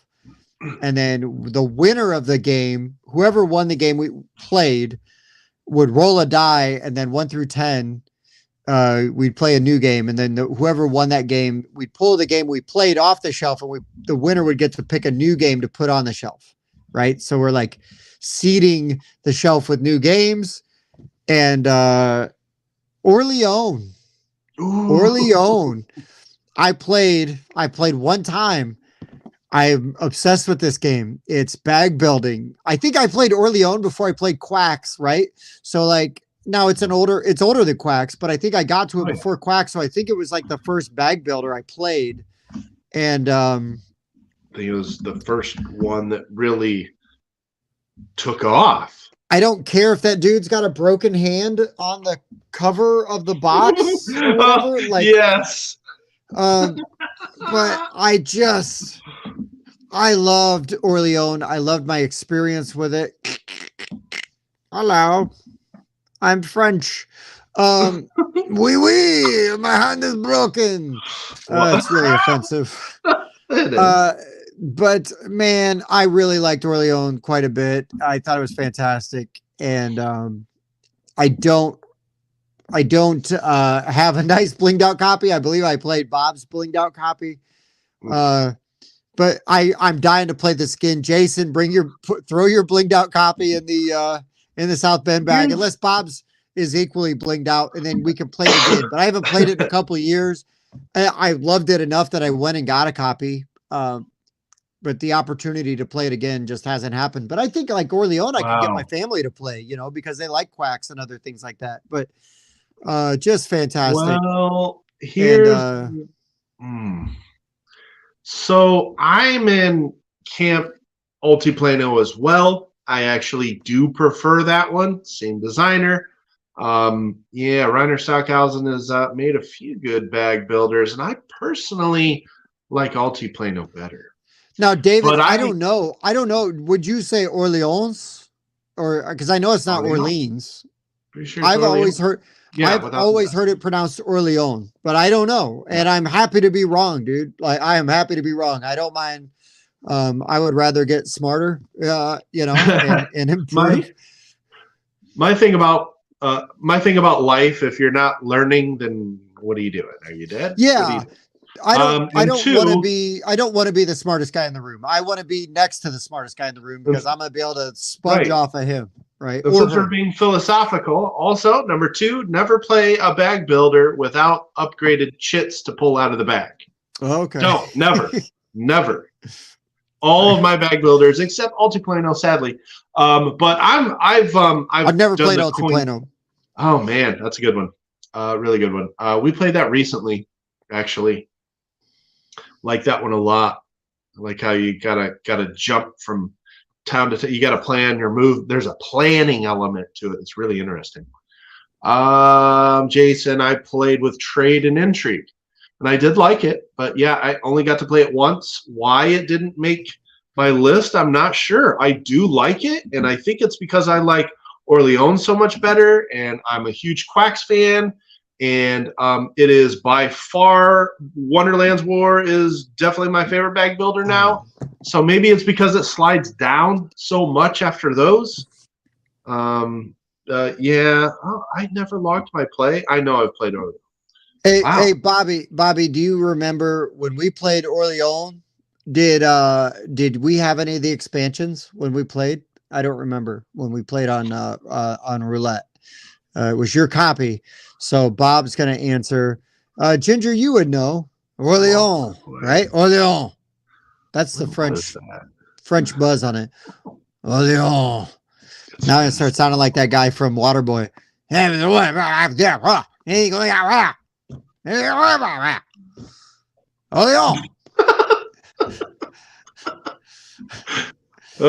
Wow.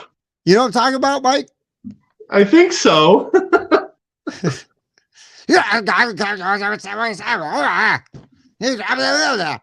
just looks at him. He's always got like the overalls on. Yeah. Yeah. And the janky eye. Yeah. Orleans. You can put the oui baguette. All the French I know I learned from Flight of the Conchords, where they have that. There's plenty of Clemens Franz art I'm totally fine with. This one isn't it. Also, it's not just the hand. It's both hands. but also it's his hand and the other dude's hand. And look how long that index finger is. Look how long that is. See, Tim, this is why I'm so glad we have visual aids now. I'm so glad. When you high five a dude wearing a gauntlet, your hands are bound to get screwed up. That's all I'm saying. But look at his helmet. What direction is he facing? I don't know. Is his helmet on backwards? I'm not sure.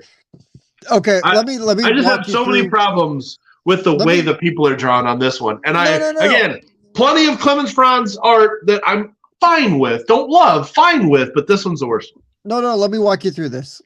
The dude in the red, okay, or the orange, whatever color you want, just slapped that knight, and so his helmet is cockeyed. That knight doesn't know which way he's looking. Yeah, but the dude's hand is like, oh God, why did I slap a dude wearing a helmet? It's like watching a football player punch a dude wearing a helmet. It's like, what's the dumbest thing you can do, you idiot? You're gonna break your hand. He's wearing a helmet. Why the heck would you punch a dude wearing a helmet? And that's why she has the dumbest look on her face. And yeah, honestly, like, I'm surrounded by idiots. I'm surrounded by assholes. Yeah, exactly. And even guy with the index finger that is too long, like, isn't the part of his head above the thing he's wearing too big for the bottom part of his head? Like, his upper head is out of proportion.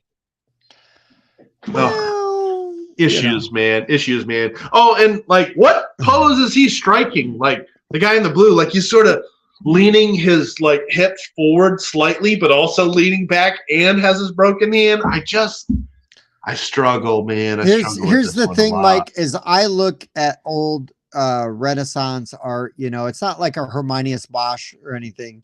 But you look at some old Renaissance art, and to me, the Clemens Franz really strikes that classic look, whether you like it or not. You're gonna look at it, you're gonna be like, what?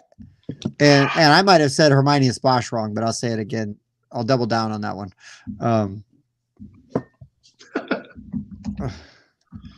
I mean, Clemens Franz did A Feast for Odin, so and I got, no issues.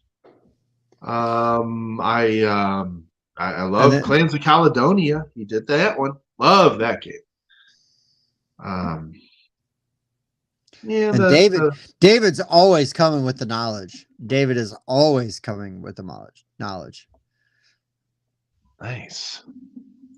Well done. I just like to critique how they look. So David, you're here. Do you say Orleans like without the S? Are we brutalizing it? David, I'm going to yield to your knowledge. You come in, you've always got facts, dude. Tim, this guy's everywhere, man. Grand Austria Hotel is Clemens Franz.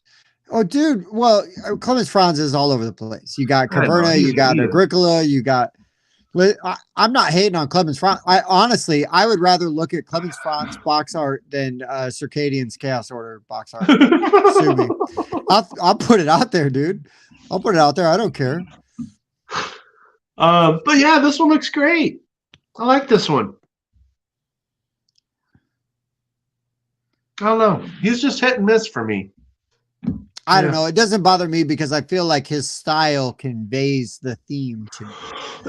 No, there aren't. Again, I was just going to say, like, most of his art I'm totally fine with. It's just Orleans. I just got issues with that one. Particularly. I'm just having fun because when you're going off on it and going nuts, like, I'm just jumping on and being a good wingman. Like, I don't care. It doesn't bother me. I know. Yeah, most of his art I think is cool. But yeah. So you'd say pronounce it like New Orleans. So you would say Orleans, huh? So I feel like that's an Americanized pronunciation. Yeah, I feel like that is American. Yeah. Us butchering it, right, with our version of English. But hey, whatever increases your enjoyment.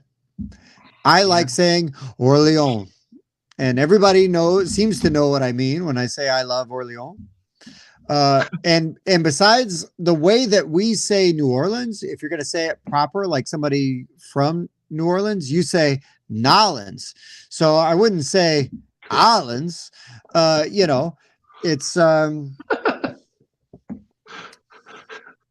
you know, so there it because I will say this as somebody who has a ton of family and spent a lot of my childhood in Louisville, Kentucky. It is not Louisville. It's not even Louisville. It's Louisville. You say Louisville. If you're saying it right, you say Louisville. And that's that is how the natives say it. Which is yes, yeah. You will get looked at funny if you say it incorrectly there. Which is why I spent some time in North Carolina. I lived in the city for a little while. It is Raleigh. It is not Raleigh, North Carolina. No, it's Raleigh. It's and Raleigh. You will get looked at. You will get corrected. You will get corrected if you call it Raleigh. It's Raleigh. Yeah. Anywho. But I also really enjoy like regional dialects, you know what I mean? And getting things the way that they say it. And so that's why Louisville, Nolans, like Raleigh. I learned there's a very good Vietnamese restaurant in Mishawaka. I recently learned it's called Bola Pho. Not Bola Pho. It's Bola Pho. Bobby Hooper, are you listening? Robert Hooper, Esquire. He loves Bola Pho, and I've heard him only refer to it as Bola Pho, but it's Bola Pho. That's what I was corrected. Yes. Bola Pho. Right on. I know Bob loves Bola Pho, and now it's got to be Bola Pho now. And my boss is like, no, it's Pho. Like, okay.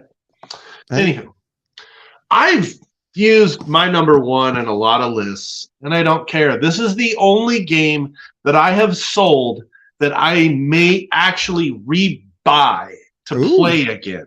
Ooh. This is by the Italians. It's ranked 53, a very highly regarded game. But it made this list because, again, I'm going backwards, and that's why Scythe is not on here. I've played that. It's been more than 2 years. But this one I haven't played since 2014. 9 years since I've played Tzolk'in, the Mayan calendar. Oh, Tzolk'in is great. What a good game. It has one of my favorite boards of all time. In fact, when we did that list, you may recall, this is my number one favorite board of all time. When you can take a component and make it a mechanic, I'm just like, awesome. Like, I'm bought in. Oh, I gotta see something. I feel like the only reason I sold this game wasn't even that I didn't like it. I just hadn't played it in a little while. And it was one of the first 10 games I purchased. And so I sold it and used the money to buy more games. I was still just very new in the hobby. So, January of 2014, officially 9 years since I have played Tzolk'in. And, man, I still don't know if there's another game that does what this does. You set a worker down. You wait around. You spin the dials. Then you can pull the worker and gain the benefit. Or you can wait. You can let it sit there 2 rounds, 3 rounds, 4 rounds, 5 rounds. Heck, you can leave it there for 10 rounds and have this super crazy turn in the 10th round. But you gotta get something coming out every round because you gotta feed your workers. Man, Tzolk'in is just so good. It's so amazing to look at. I'm going to keep going, by the way, until I find a painted board, because that's what I always reference when I talk about how amazing this board is people that have painted the gears on this thing. I will find one. Well, I know where you can see one, but you're not going to be able to get it, and that's your sister Olmsted. Yeah. Here you go. Yeah. That's not even a great one. No, it's not even a really good one. Hers is painted like accurately. Oh, sure. Yeah. Charlwood, you got me. I grabbed my Orleans copy, and I'm like, holy crap, I could be sitting here putting capsules. Right. You could be. Why? Is that what you're... That's what I'm doing right now. These capsules are a little too big, but... Let me see how far... I'm going to find... Really? It launches me up gosh. to the top every time. This is why my mouse needs to be charged for this. How far do I have to go back to find a painted one? Gosh dang it. I need some these damn, these coin holders are like for quarters. I need one that's like for dimes for this one or pennies. Tim, I'll send you. It's in my bookmarks, and that is coin capsule sizes for protecting tokens and blinging out your game. I'll send you that link. It has every game I've ever needed them. You're the man. It's a BGG geek list. You can there's also one for card sleeve sizes. Incredible. And I'll say it publicly, Bob. That's the one good thing Sarah ever did for you. So I'll just leave it there. Listen, I can't find a cool painter. I am loyal to a fault. All right. So yeah, the ones I got are too big. I use those for I capsuled my Australia bits. I did a bunch of my Arkham horror card game tokens with that. I prefer them for bag builders so I can get that, clackety clack thing going on in the bag. I may do that to some other games, maybe like the Wingspan food or something. But and yeah, Chris, I'm gonna do it for my quacks as well because the stuff wears off. I just don't want to spend as much as I did for the game on just the tokens in the geek. There's a good one.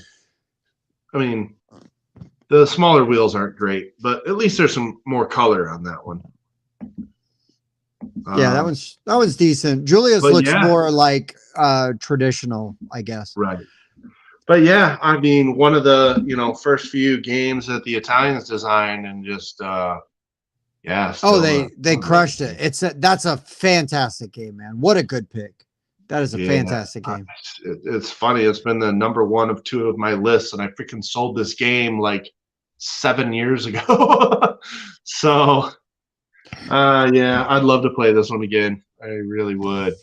Yeah, coin case your quacks. If you're not going to buy the Geek Up bits, that's what you need to do. Coin case your quacks, because we've played quacks so much, and I love it. That's a game I'm happy to wear out.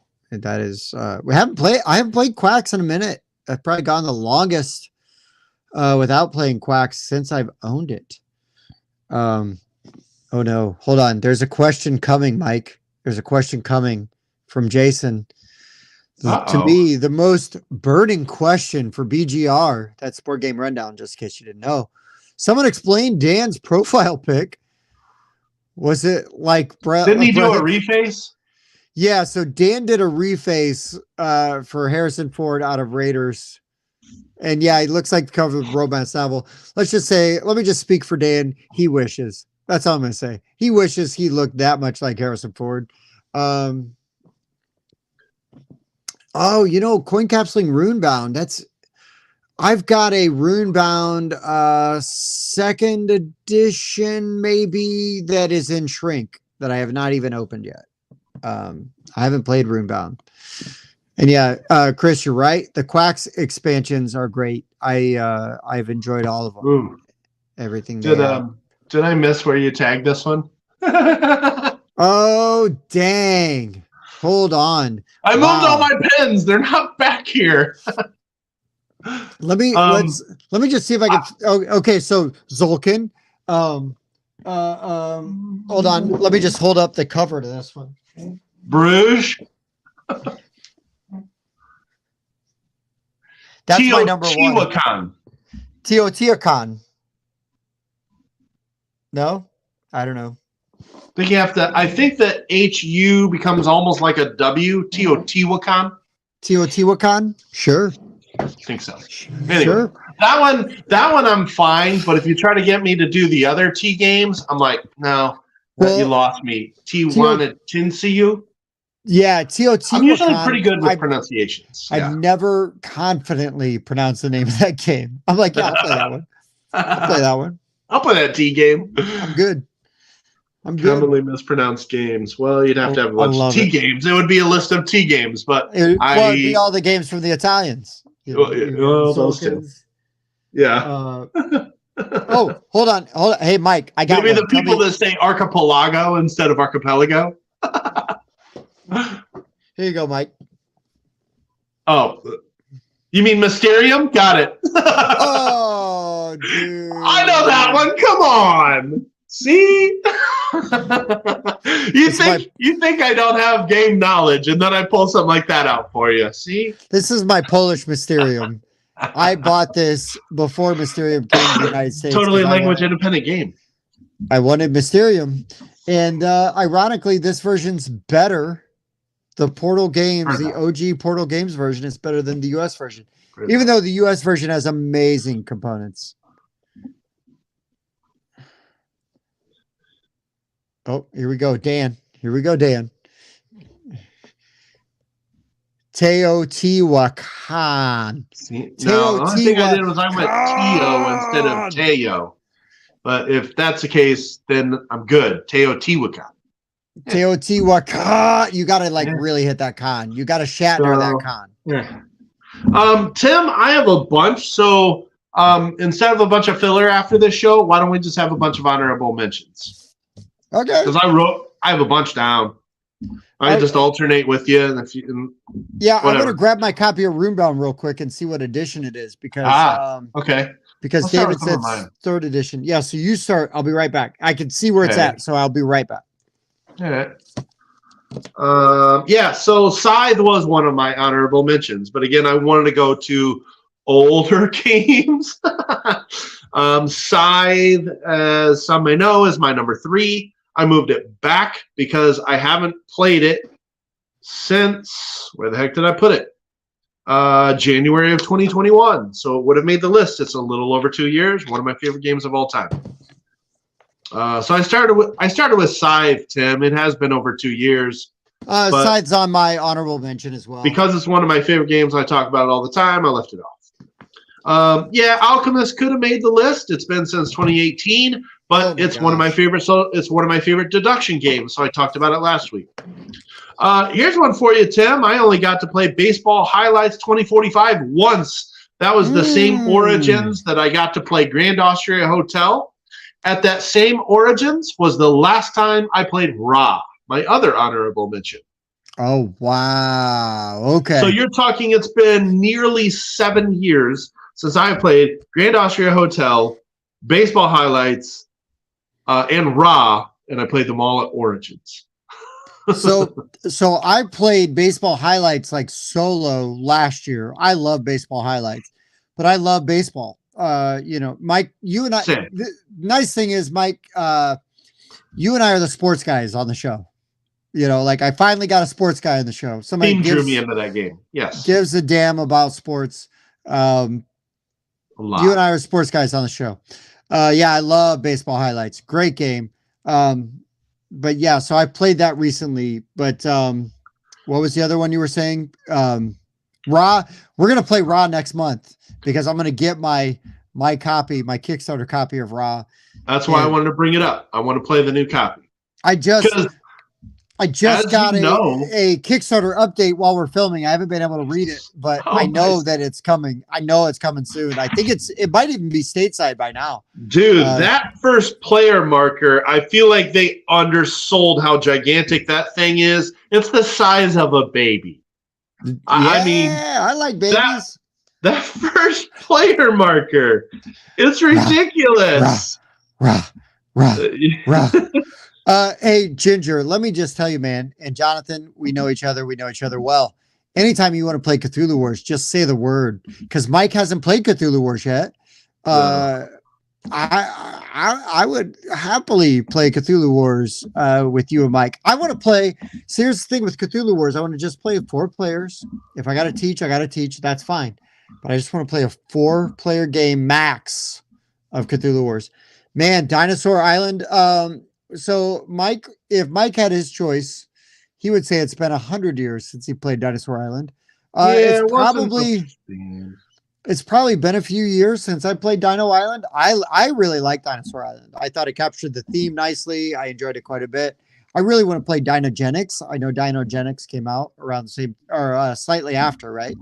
But I enjoyed Dinosaur Island. I agree with Mike at first. I didn't love the artwork. It grew on me. Now I love the art. Whoa. No, I love the art. Oh, I thought you didn't like the art. I apologize. I take it back. I love that color scheme. I like the art. I love the components. And then the gameplay just fell completely flat for me. Now, Dinosaur World, however, I enjoyed that quite a bit. I thought that one, I liked it better than Dinosaur Island. Dinosaur Island, to me, feels repetitive because you're only getting dinosaurs and they don't do anything different. They just require different resources. Different pens. That's not different. Yeah. That's just okay. Let me go. Dan with the salty language, trying to get us like the adult rating tonight. Yeah, I'm just throwing poop all over the place. Dino Island fan. Cash and Guns, as I said, was an honorable mention. 2018.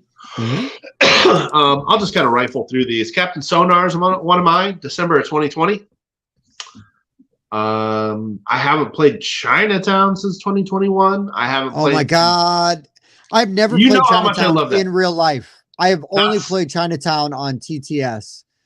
That's a top 25 game for me. You can't negotiate online. That's the game, is trading. Hold on. You want to talk about games you don't know how to pronounce? Newsfeared. Pining for the fjords. You know, that's all I know is I could just go to Python for that. This one I really wanted to throw on the list. There's so many I wanted to throw on the list. Dungeon Pets. Absolutely love Dungeon Pets. Yeah, anybody that says they don't like Chinatown usually played it with a group that doesn't like to trade.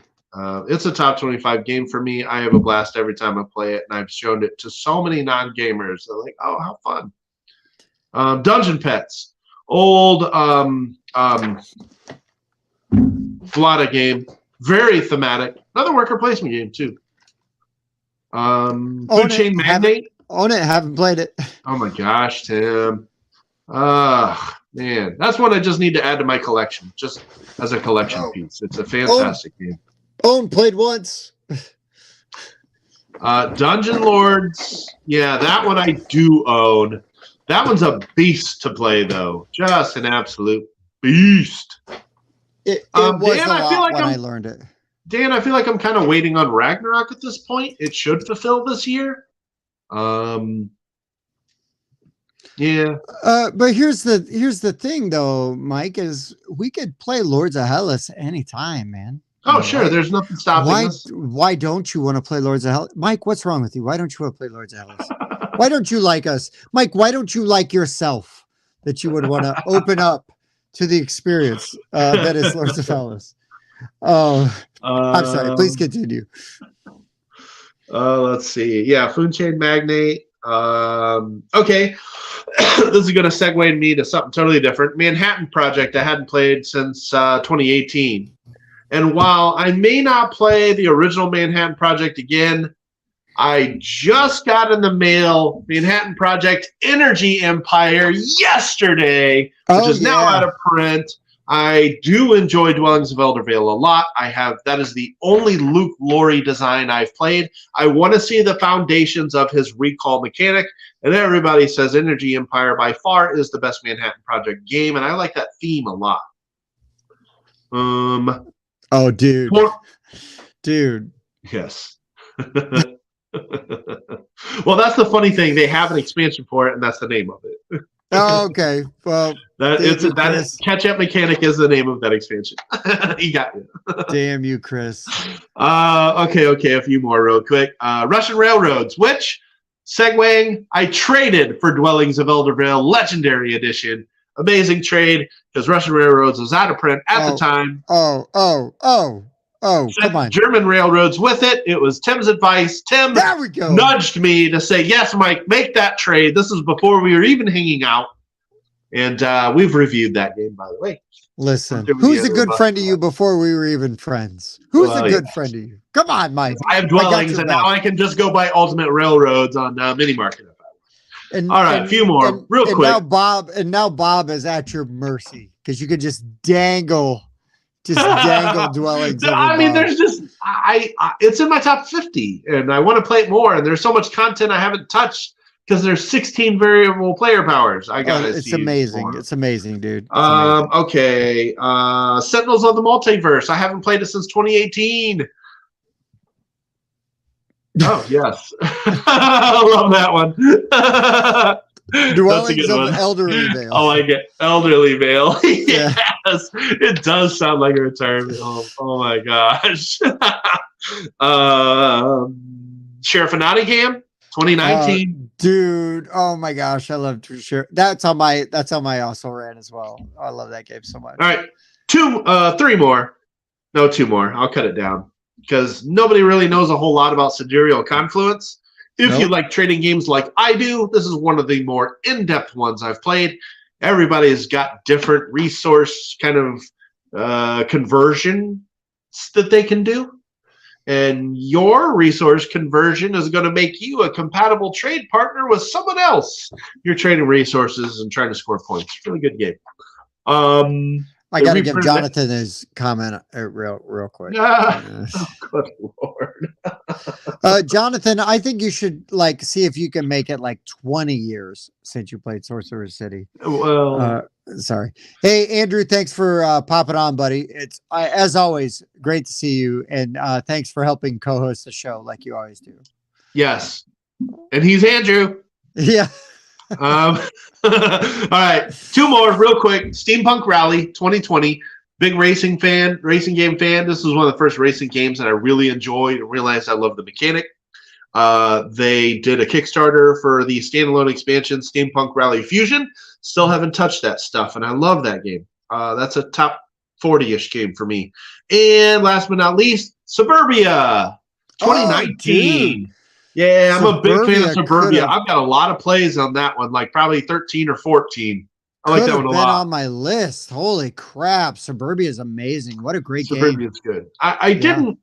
The new edition looks awesome, but I don't have it, but look great. I know. I've got Suburbia Inc. I got everything I need for it. I actually traded my copy of Suburbia because it wasn't getting played, but I always love that game. Mad respect, great game. One of the first Bezier games. Speaking of, so not just games that we mispronounce, but game companies. Right. And George J. Cormier that rhymes with Bezier. Hopefully. Bezier, Cormier. Yeah. Right. But no, Suburbia is one of those games I've actually tried to sell. Not because I didn't like it. I was like, I wasn't playing it anymore. Mm-hmm. But then the new version came out, and that makes first edition, nobody wants it. So we'll just keep it. I'll play it again. I would think I will play that game again. Yeah, for sure. Oh, no. Yeah. That's the inner city pressure, if any of my Concords fans are still listening. Oh, well, it's like when when somebody asks... Yeah, Dan, I'll play Suburbia. I still like that one. 15 plays I have of first edition. Came out in 2012, still ranked 184. Yeah, it's a fantastic game, dude. Suburbia is so good. It's really good. It's ugly, it's dry, but man, it is really good. It's really smart, really good decisions.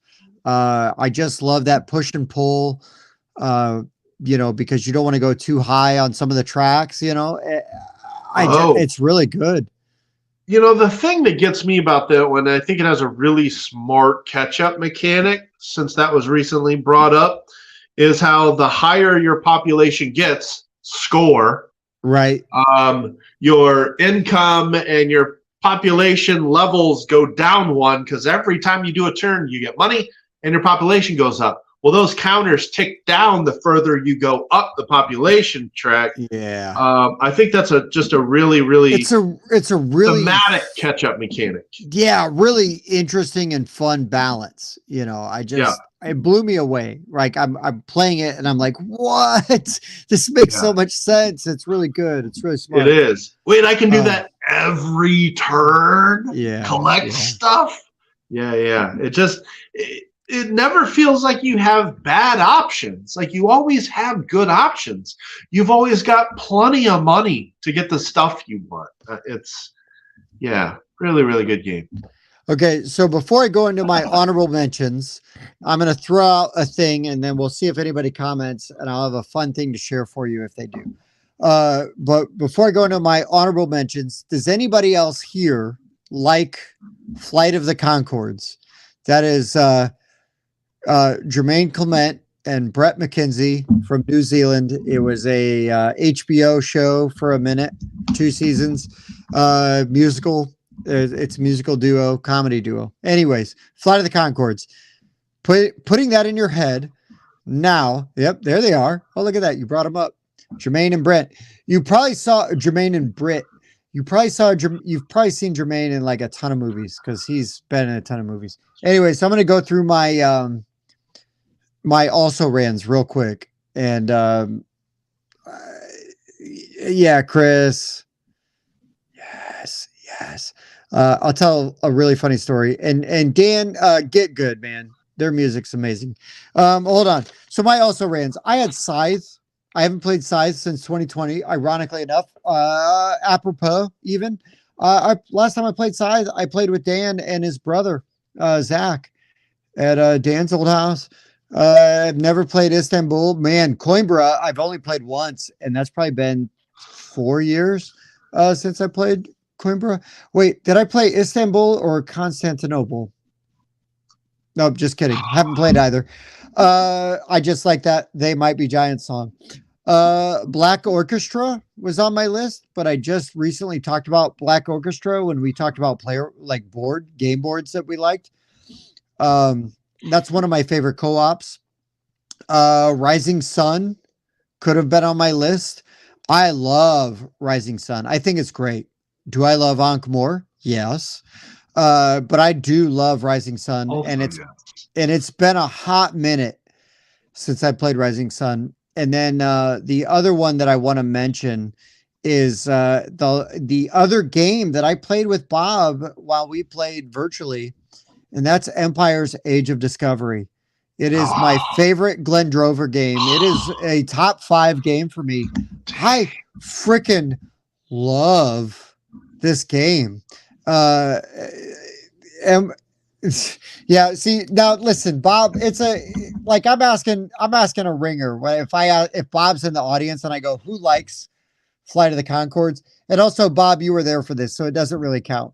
But there is a Concords song, a Flight of the Concords song called "You're the Most Beautiful Girl in the Room," and the whole song is about like looking at the room. I can tell that you are the most beautiful girl in the room, and if we're on the street, depending on the street, you are definitely in the top 3 most beautiful girls on the street, depending on the street. Okay. So it's this whole song about like how hot he thinks this girl is at this party, but it's all these conditions to it. That was my wife and I's first dance at our wedding. And this is how I knew I married the perfect woman is. So Mike, I'm going to send you a link to the song because I know you haven't heard it, but I'm going to send you a link to the Concords. And it's my favorite. Oh my gosh. I just knew I married the perfect woman. But they do a song like all in French because they meet these French girls and they don't actually speak French, but they're just saying all these French words that they know to the tune of music, to music. And then by the end of the song, the women realize, oh yeah, Chris has got me. You could be a waitress. And that's another thing is you could be a part-time model. David, you're almost there. But yeah, you could be a part-time model, and but you still have to keep your regular job. Or and the other line is like you could be an air hostess in the 60s. It's very specific. It's super funny, and I love my wife because she's got such a great sense of humor. And that was our first dance at our wedding, and again. I've never dated or met another girl that would have been able to handle or hang with that or have as good a sense of humor with that. And Bob can attest. I married a good one. But yeah, it's well, and going way back because I just realized it wasn't a released comment because I had to show it because it's potentially dangerous or risque is they've got a hilarious song called Too Many Dicks on the Dance Floor. And it's talking about like going out to a club and it's just like all dudes out there and no girls. So too many dicks on the dance floor. Sausage fest. That's what most people call that. That is what most people call it. But Mike, I could send you down a Flight of the Condors or Fly of the Concords. I was reading a comment. I was reading David said Jackie Brown was in a Condor movie. Yes. So I was reading that comment as I said it, but I could send you down a Concords rabbit hole. You should watch. Everybody should just go to HBO now. If you got the HBO app and you're watching Last of Us and you need a palate cleanser, go watch Flight of the Concords because you're going to recognize some people you've seen on there. And it's amazing. Requires HBO. That's our issue. It does. It does. I mean, I got enough streaming services. Do I have to have HBO too? Have you not been watching Last of Us? No, I don't have HBO. Oh my God, Mike, please. I mean, maybe I'll get it, just watch that show. But I'm not like, let me rush out and watch that show. I'm not one of those people. All right, get it. Don't even start with that show. Start with Concords, then watch Game of Thrones, then watch Last of Us. But yeah. I've already watched the Game of Thrones. I'm good. As you know, I finally watched the 7th season, like a few months ago. The worst. Yeah, I don't know why you bothered. I know. I don't know why you bothered. Well, halfway through, I was like, what's the problem? And then I finished it. I was like, oh, I see. Yeah. Just like, everything I wanted to happen ended up being the exact opposite. So, David, I might share some streaming services with my in-laws. Like we pay for some and they use ours, and then they pay for some and we use theirs. So agreed. And yeah. Oh, holy crap, Mike! Have you never watched Deadwood? Oh, are you kidding me? I went in 2020. I went to Deadwood, South Dakota. Okay. And before I went, I watched the show and the movie. It's amazing. And it really, I'm so glad I watched that show before I went to Deadwood. By the way, if you've never been to Deadwood or the Black Hills, one of the most beautiful places I've seen in my life, and I'm fairly well traveled. Okay. Because like obviously that's where Bob and I's free gratis joke comes from. Swagin. Oh, woo. Oh my gosh, that was a great show. That's another one that doesn't end how you want it to. No, and I'm fine with that. I respect that. I don't think it was bad. You wanted something to happen to, can't remember his name. Garrison. No, I wanted to say Garrison Hurst. That's a running back for the 49ers, but it's Hurst. It is Hurst. It's not Garrison Hurst. No, it's not. Garrison Hurst was the rose. You read about that. Chris, dude, thank you so much for joining us tonight, man. I know I know you personally, but I really appreciate you participating in the chat and everything. Yeah, we're gonna peace out soon, anyways, because it's getting late for us. But Chris, 3 hours is really our limit when we have freaking fantastic to have you here. Great. Really glad. And thank you. Well, my coolest purchase there were several, was a Deadwood dice cup. Oh, nice. Nice leather. I mean, felt interior, even holds dice in the bottom if you want it to. Yeah, very proud of that purchase. There you go. Mm-hmm. There you go. Yeah, what an amazing piece of history. Go to Deadwood. David. Okay, so David, I have watched The Great Flydini probably 5 times since last Wednesday. And on top of that, I made my children watch it. I have made other people watch it. Mike, did you watch The Great Flydini? No, is that one you were talking about a little bit ago? It's the Stephen Martin? Yeah, Steve Martin. No. David, thank you so much for telling me about The Great Flydini, because let me tell you, that encapsulates everything that I love about Steve Martin, because Steve Martin comes out, right? Like, here's the thing is, like, Johnny Carson, because I watched the Johnny Carson one. It was like the 1993 Johnny Carson. Johnny Carson just introduces him as the Great Flydini. So it's not like Steve Martin's coming out, right? It's not like, oh, hey, we got Steve Martin, blah, blah, blah. It's no. Hey, folks, this is the greatest, magician, like illusionist that I've ever seen, whatever, however he says it. And Steve Martin comes out and he does this great Flydini routine, which is like 7 minutes long. And he says 0 words, but it's all like facial expressions and sort of miming and like just, it is why I love Steve Martin because, what was his name? Andy Kaufman. Okay. So Andy Kaufman was sort of like, almost like anti-humor, where Andy Kaufman wanted to like push the envelope and like, oh, you like it when I do this funny guy on Taxi. And so now I'm going to like do the opposite of that, or I'm just going to come out and do really weird stuff. Like Steve Martin at his best is almost doing anti-comedy. You know what I mean? Like, I'm just going to come out. Like, I don't want to be introduced to Steve Martin. I'm going to come out and I'm just going to do this bit and everybody's going to expect it to be one thing. And I'm not going to give them what they want. I'm going to do something completely different, but it is going to be amazing.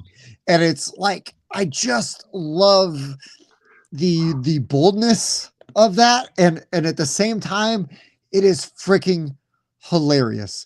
And I have loved Steve Martin ever since I was a child when I watched the Muppet movie and he was doing basically a bit that he had done on other things, the rude waiter bit. And he's just like, if I can't even explain it, but like Kermit the Frog and Miss Piggy are on a date and Steve Martin's their waiter and Kermit is broke, but he's trying to impress Miss Piggy. So he orders like the cheapest bottle of wine that they have. And so normally when you order like a wine in a fancy restaurant, you might want to smell the cork.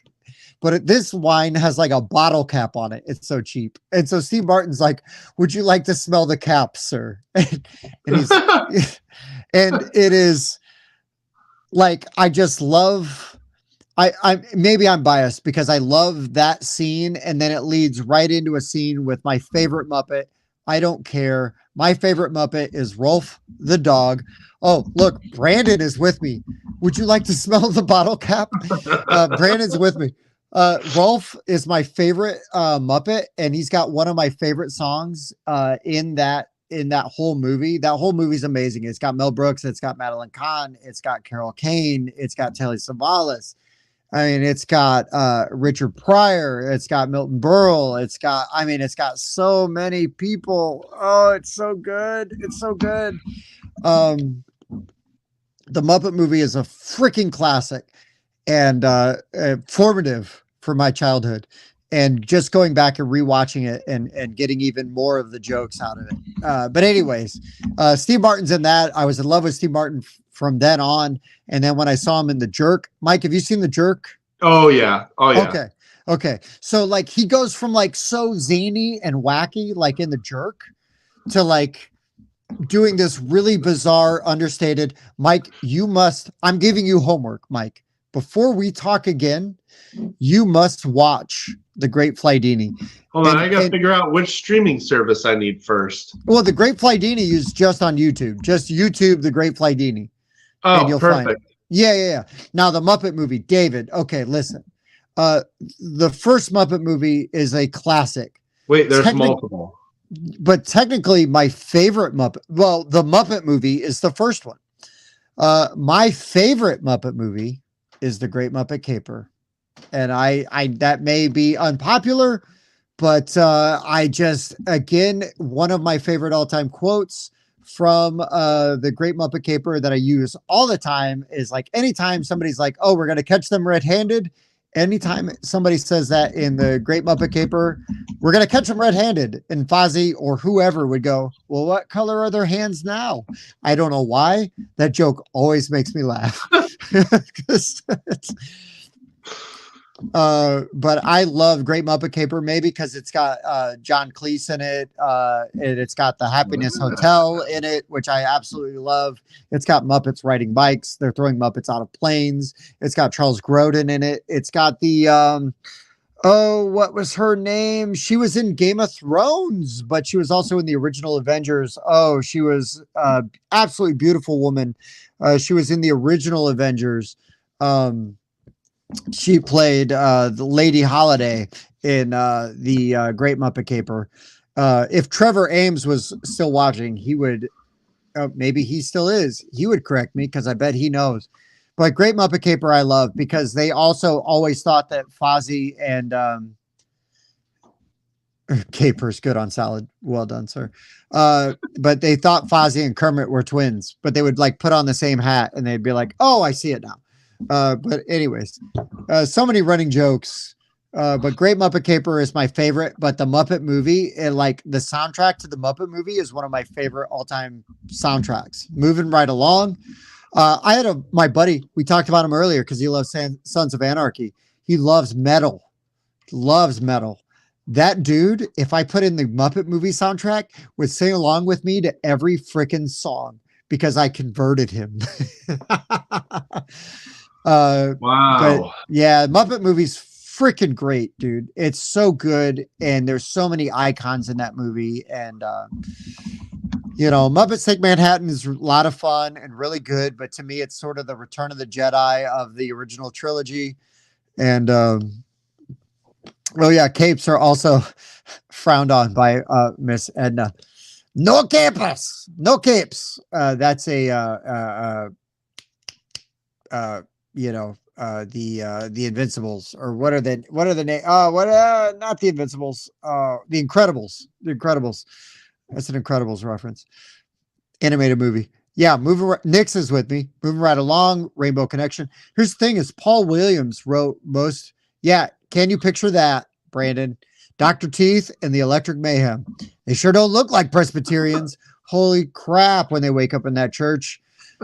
Dude, there's so many good songs. There's so many good songs from from the Muppet movie. Can't live with them, can't live without them. Something irresistible about them. It's the Rolf the dog song. It's so good. Can you picture that? Is amazing. There's so many. The Muppet movie. I could go on and on about the Muppets. Don't get me started. Muppets from Space, fantastic. Muppet Treasure Island, super good. Muppet Christmas Carol, freaking classic. So many good ones. I feel like there was a missed opportunity. They could have hired me to do, when Jim Henson passed away. They could have had me do Kermit's voice. Mike. Yes. Listen, let me tell a story real quick about you.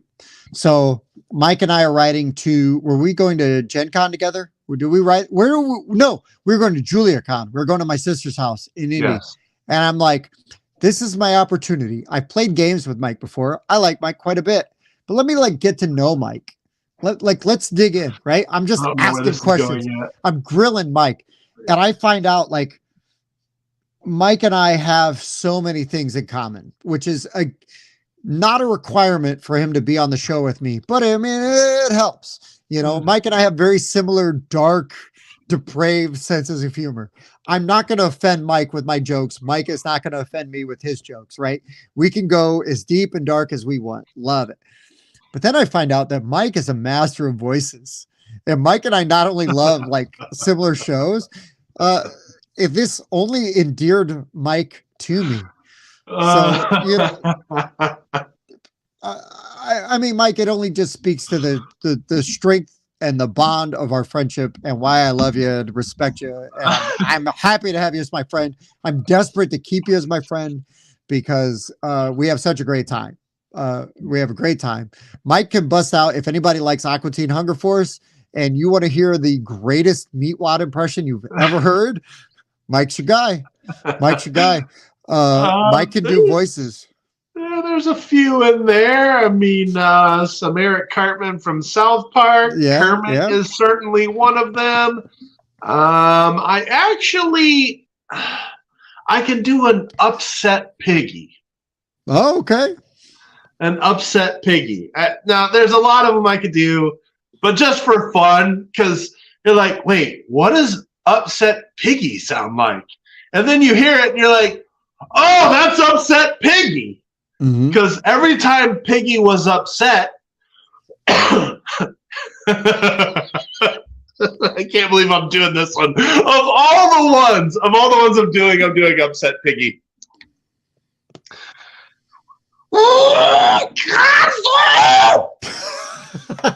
It's upset Piggy. It is. It is. Yeah, she makes that. She makes that noise. Listen, I don't know, David. that's her noise. David, the bromance is real. Listen, like I love my friends. I love what they. I love. I, I just love what my friends bring to the table. I love the people that I surround myself with. I bring a very different, compared to the other people in our group, I bring a very different set of skills, opinions, interests, skills, all of those things. I am obviously a hardcore sports fan. Like hardcore, that's anything like sports related. That's like number one to me. I know vastly more about pro sports than board games. Well, David, let me give you a little. Let me just get a little personal with this real quick. And Jason. Hey, that's true, Jason. I'm a meme maker as well. Check the Discord. When I was a kid, I moved around a lot, not by my own choice, and not because I had like a cool thing where it was like a military family. I had a very problematic childhood. Let's just put it out there nicely. And the thing is I was also like incredibly shy and had a hard time making friends because I wasn't in the same place for like a long time. Always. I changed schools a bunch. I moved, let's just say between first grade and high school, I moved double digits times. Okay. And not always for great reasons. And so I had a hard time making friends, mostly because I was really shy and I never really got to like feel like I could be myself. So now when I got to how many schools by 12th grade? Okay, let's see. So there was Measle, McKinley, Holy Cross, Eggleston, River Valley, St. Joe High School, Adams High School. There's another one in there somewhere. So at least 7. Okay. So 7 schools in 12 years at least. It was really hard. And so when I finally like felt comfortable in my own skin and started making friends, I just grab onto them and I hold on to them for dear life. But I also, so David, hey, hopefully for better reasons than me, man. I'm just going to say it. I hope for better reasons than me. I hope you're an army brat or something. But anyways, I find friends and I cherish them and I hold on to them, and I learned to have a wide variety of tastes, like Mike, right? Like Mike, Mike and I are sort of the outliers in our group sometimes, but also like you wouldn't know that if you were hanging out with us. The only weird things about me and Mike in our group is that we're the guys that like sports. And again, like I'm, besides Andrew, the newest member of the group. It's been, I've only been doing the rundown about a year now. I've only been hanging out with Tim for about a year and a half. Yeah. So I think, again, it goes to the testament of like stuff we have in common and, all that good stuff. No, honestly, right? Like you're just a great dude, Mike. Just put it out there. Well, hey, you too, buddy. Nix, good to see you, bud. Glad you're here, man. Thank you. But yeah, I just learned to appreciate, being around good people, and it was not easy for me for a long time. And then when I found it and I figured it out, like at least that part, I still might've been like all crazy and messed up, but yeah, man, Mike was you just find good people, you hang on to them. And, Mike, Bob, Dan, all these guys, Spencer, we give Spencer such a hard time on the show all the time. He is a really, really good dude. I guarantee you, Spencer's one of the nicest dudes you'll ever freaking meet. One of the nicest dudes you'll ever. I challenge you to meet a nicer guy. 9, say David, dude, it's tough. It's tough, man. I get it. It's tough. It's not easy. And, yeah. And honestly, yeah, Dan would definitely be on here if he didn't have to work on Wednesdays. But true. Yeah. Dan and I talked about doing some stuff other nights of the week, and that might still happen. And there will be more Sunday streams from the studio for sure. Unfortunately, just as how big of a sports fan is Mike? I told Tim Monday, like, Tim, I'm not recording Sunday. Yeah. And he didn't ask me why, but I told him I am watching basketball all weekend long. It is a sickness. You will never find me more excited for sports than opening weekend of March Madness. And the fact that St. Patrick's Day is the day that Purdue and IU play, and they both play at night. And then if they both win, they'll both play Sunday. I don't know what time yet. Don't care. I'm watching basketball from noon until midnight Saturday, and maybe from noon till midnight on Sunday. It's a sickness. You know what's funny, Mike, is that I got on last night to do like the giveaway for the Shadowgate game, and I'm like, I'm not watching basketball because I don't care. Do you know what I did? I went upstairs and I watched SEMO versus Texas A&M Corpus Christi or whatever, and I watched that game go down to the wire. I started watching that game, and SEMO was losing by like 10 points or something. And then they came back and tied it. And then A&M pulled away a little bit. They got to play Bama. So they're screwed, because if they beat Bama, what's going to happen is their star players are just going to drive somebody over there to shoot the players that help beat them. I'm just saying, Bama has no right being where they're at. No right being where they're at. I don't care. In the state of Alabama, it's not a crime. It's not a crime to drive somebody to shoot somebody else. As long as you're a star athlete. His buddy was at the club.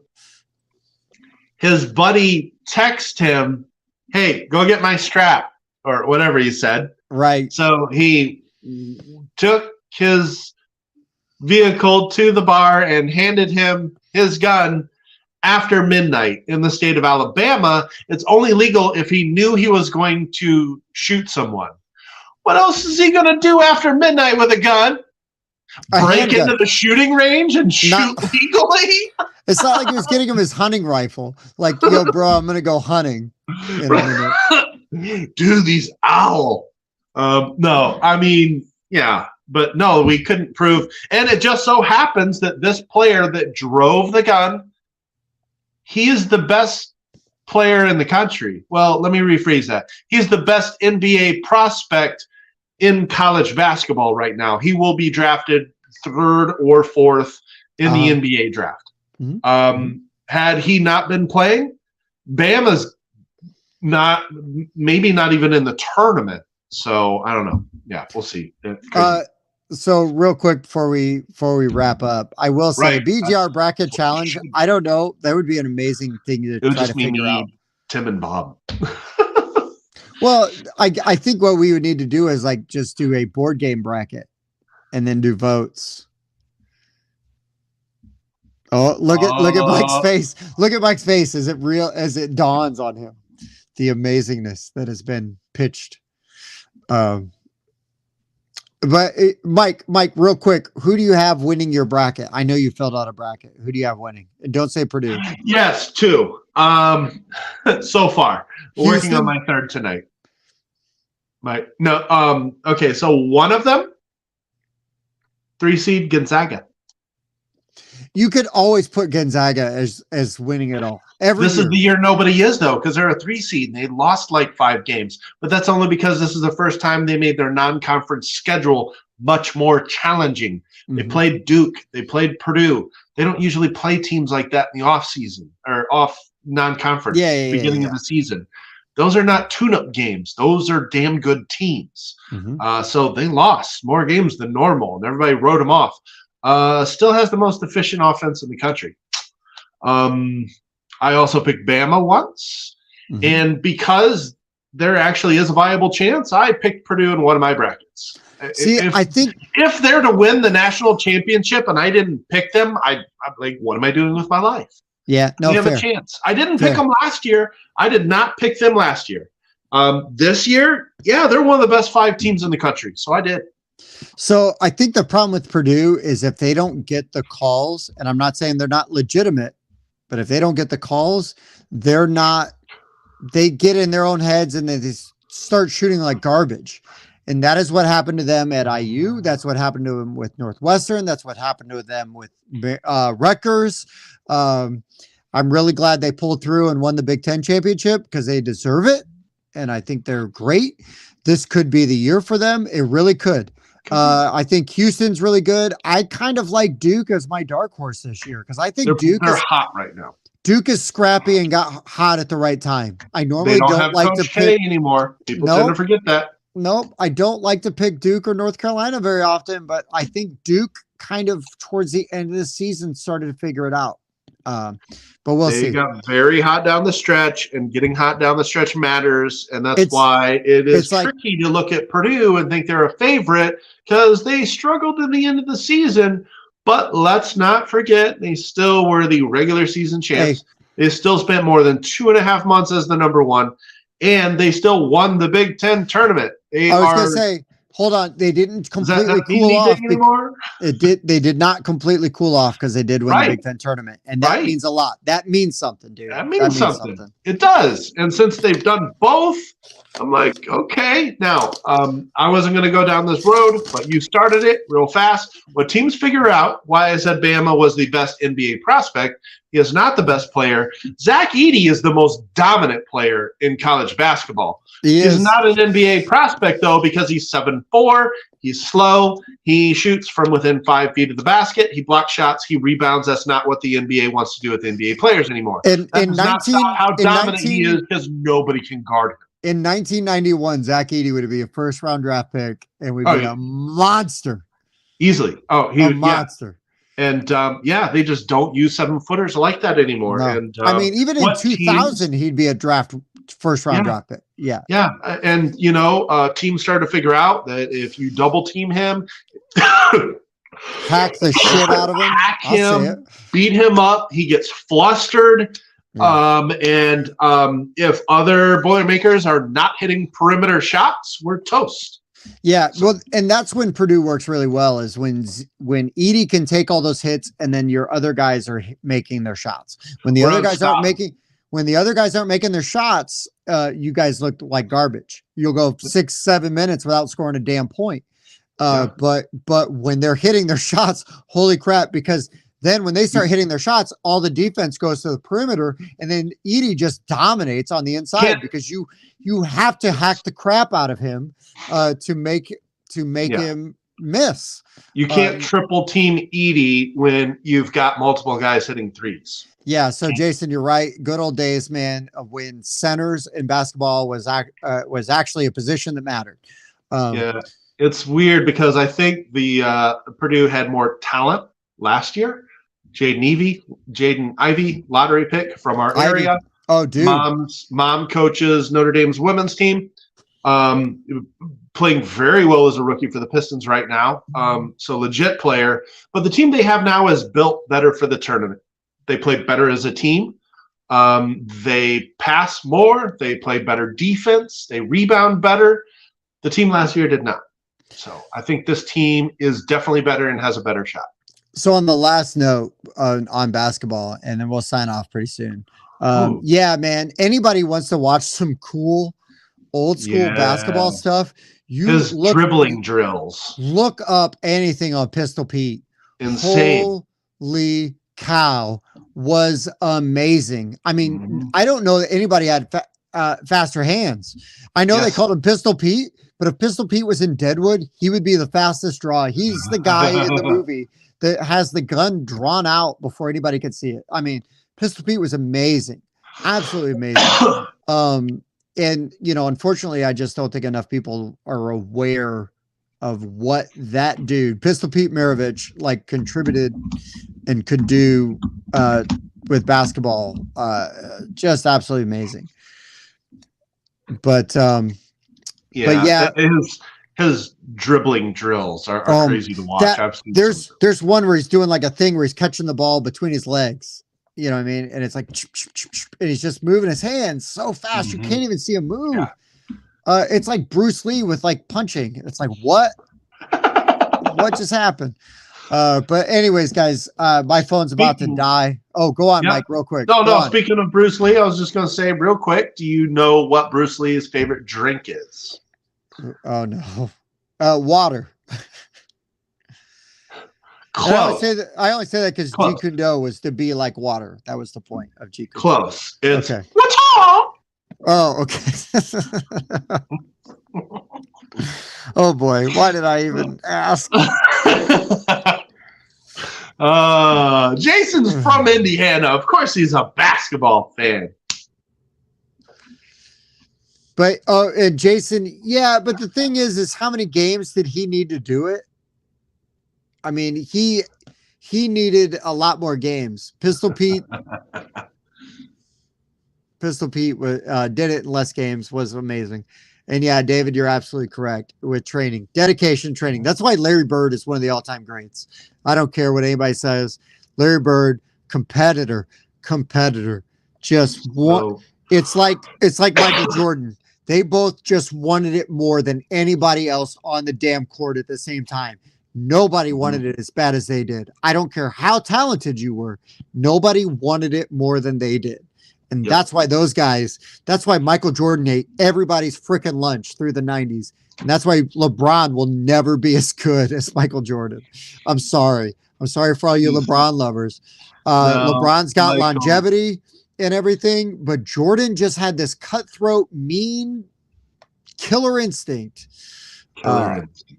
And just knew how to raise up guys around him too, because he would just grind those guys to dust until they were exactly what he needed them to be.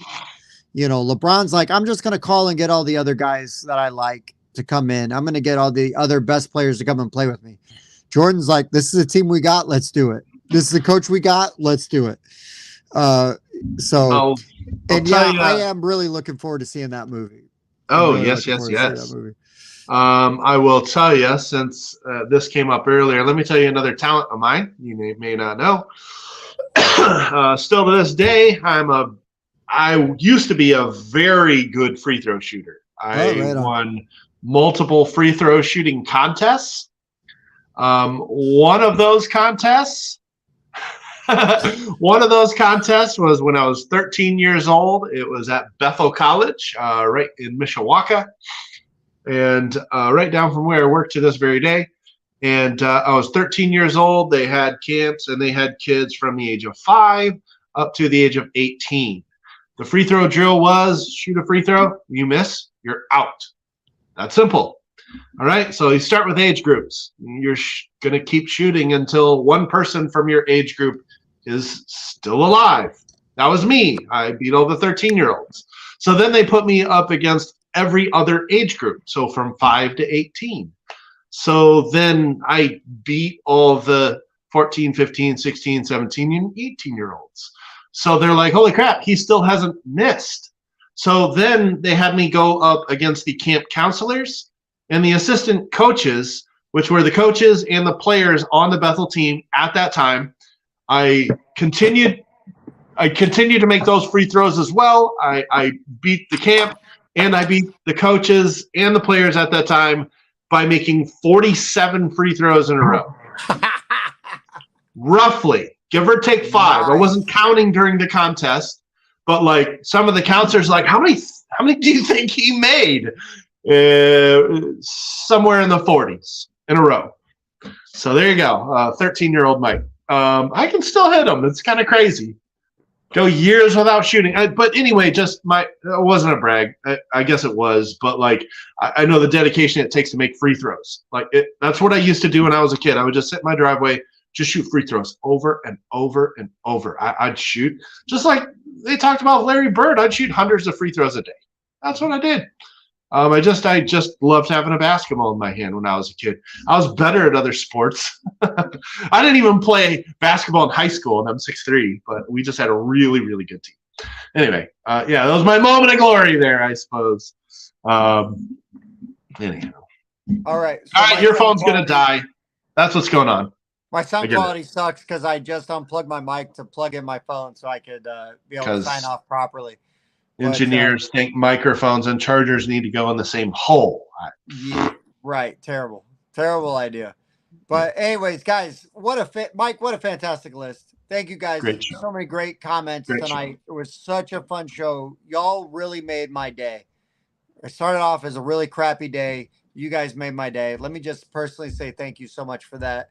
Mike, always a pleasure hanging out with you, Always a man. blast. I know I'm not gonna see you, but we're gonna be texting the crap out of each other for the next, week. Like we do every day. Mike and I Well, yeah. probably I can't even tell So, you how many messages Mike and I send between each other every day. Or voice yeah. messages even. Well, Um, yeah, those two. And plus, you got to tell me what parlays you have. So yeah, that's true. That's true. I got to get those in by noon tomorrow. Uh, My freaking quick aside, my GM scheduled a meeting with another company. It's not even an important meeting. It's actually a company that wants to do business with us.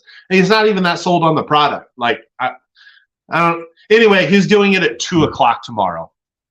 I want to be streaming games, dude. What are you doing? He filled out one of the brackets on our work pool. He knows I'd rather be watching games. Maybe that's why he did it. He knows Mike will be sitting there streaming whatever game's on at my work computer, because that's how I roll. I'll get like 3 people standing around my desk watching the game. Nobody's complaining. Like, it's funny. Anyway, why? No, you guys are awesome, David. David, you are one of the reasons why Mike and I are smiling. We are having a great night. Hopefully, we brought you guys some smiles too. So, yes, sir. Nice to see you back. Yeah, love all the comments. You guys are great. My pens aren't over here anymore. Tim, can you remind me what topics we got out of tonight's show that we got to revisit? Do you remember? David had one of them at least, I swear. Oh, a topic? Oh, gosh, I don't even remember now. I'll go back through the live chat if I have to. It's fine. Yeah, we got to just go back and look. Maybe it was favorite Muppet movies. Maybe I just Muppet movies you want to see made into a board game? All right, Tim, I'm getting your hints, and I know we're past our normal stream time. It's all good. I'll dig in the live chat later. But you guys are all awesome. Thank you again so much. Thank you guys so much. For the board game rundown, Mike, I've been Tim. I was Mike. And he still will be next week. Spoiler alert. We'll see you next time. Later.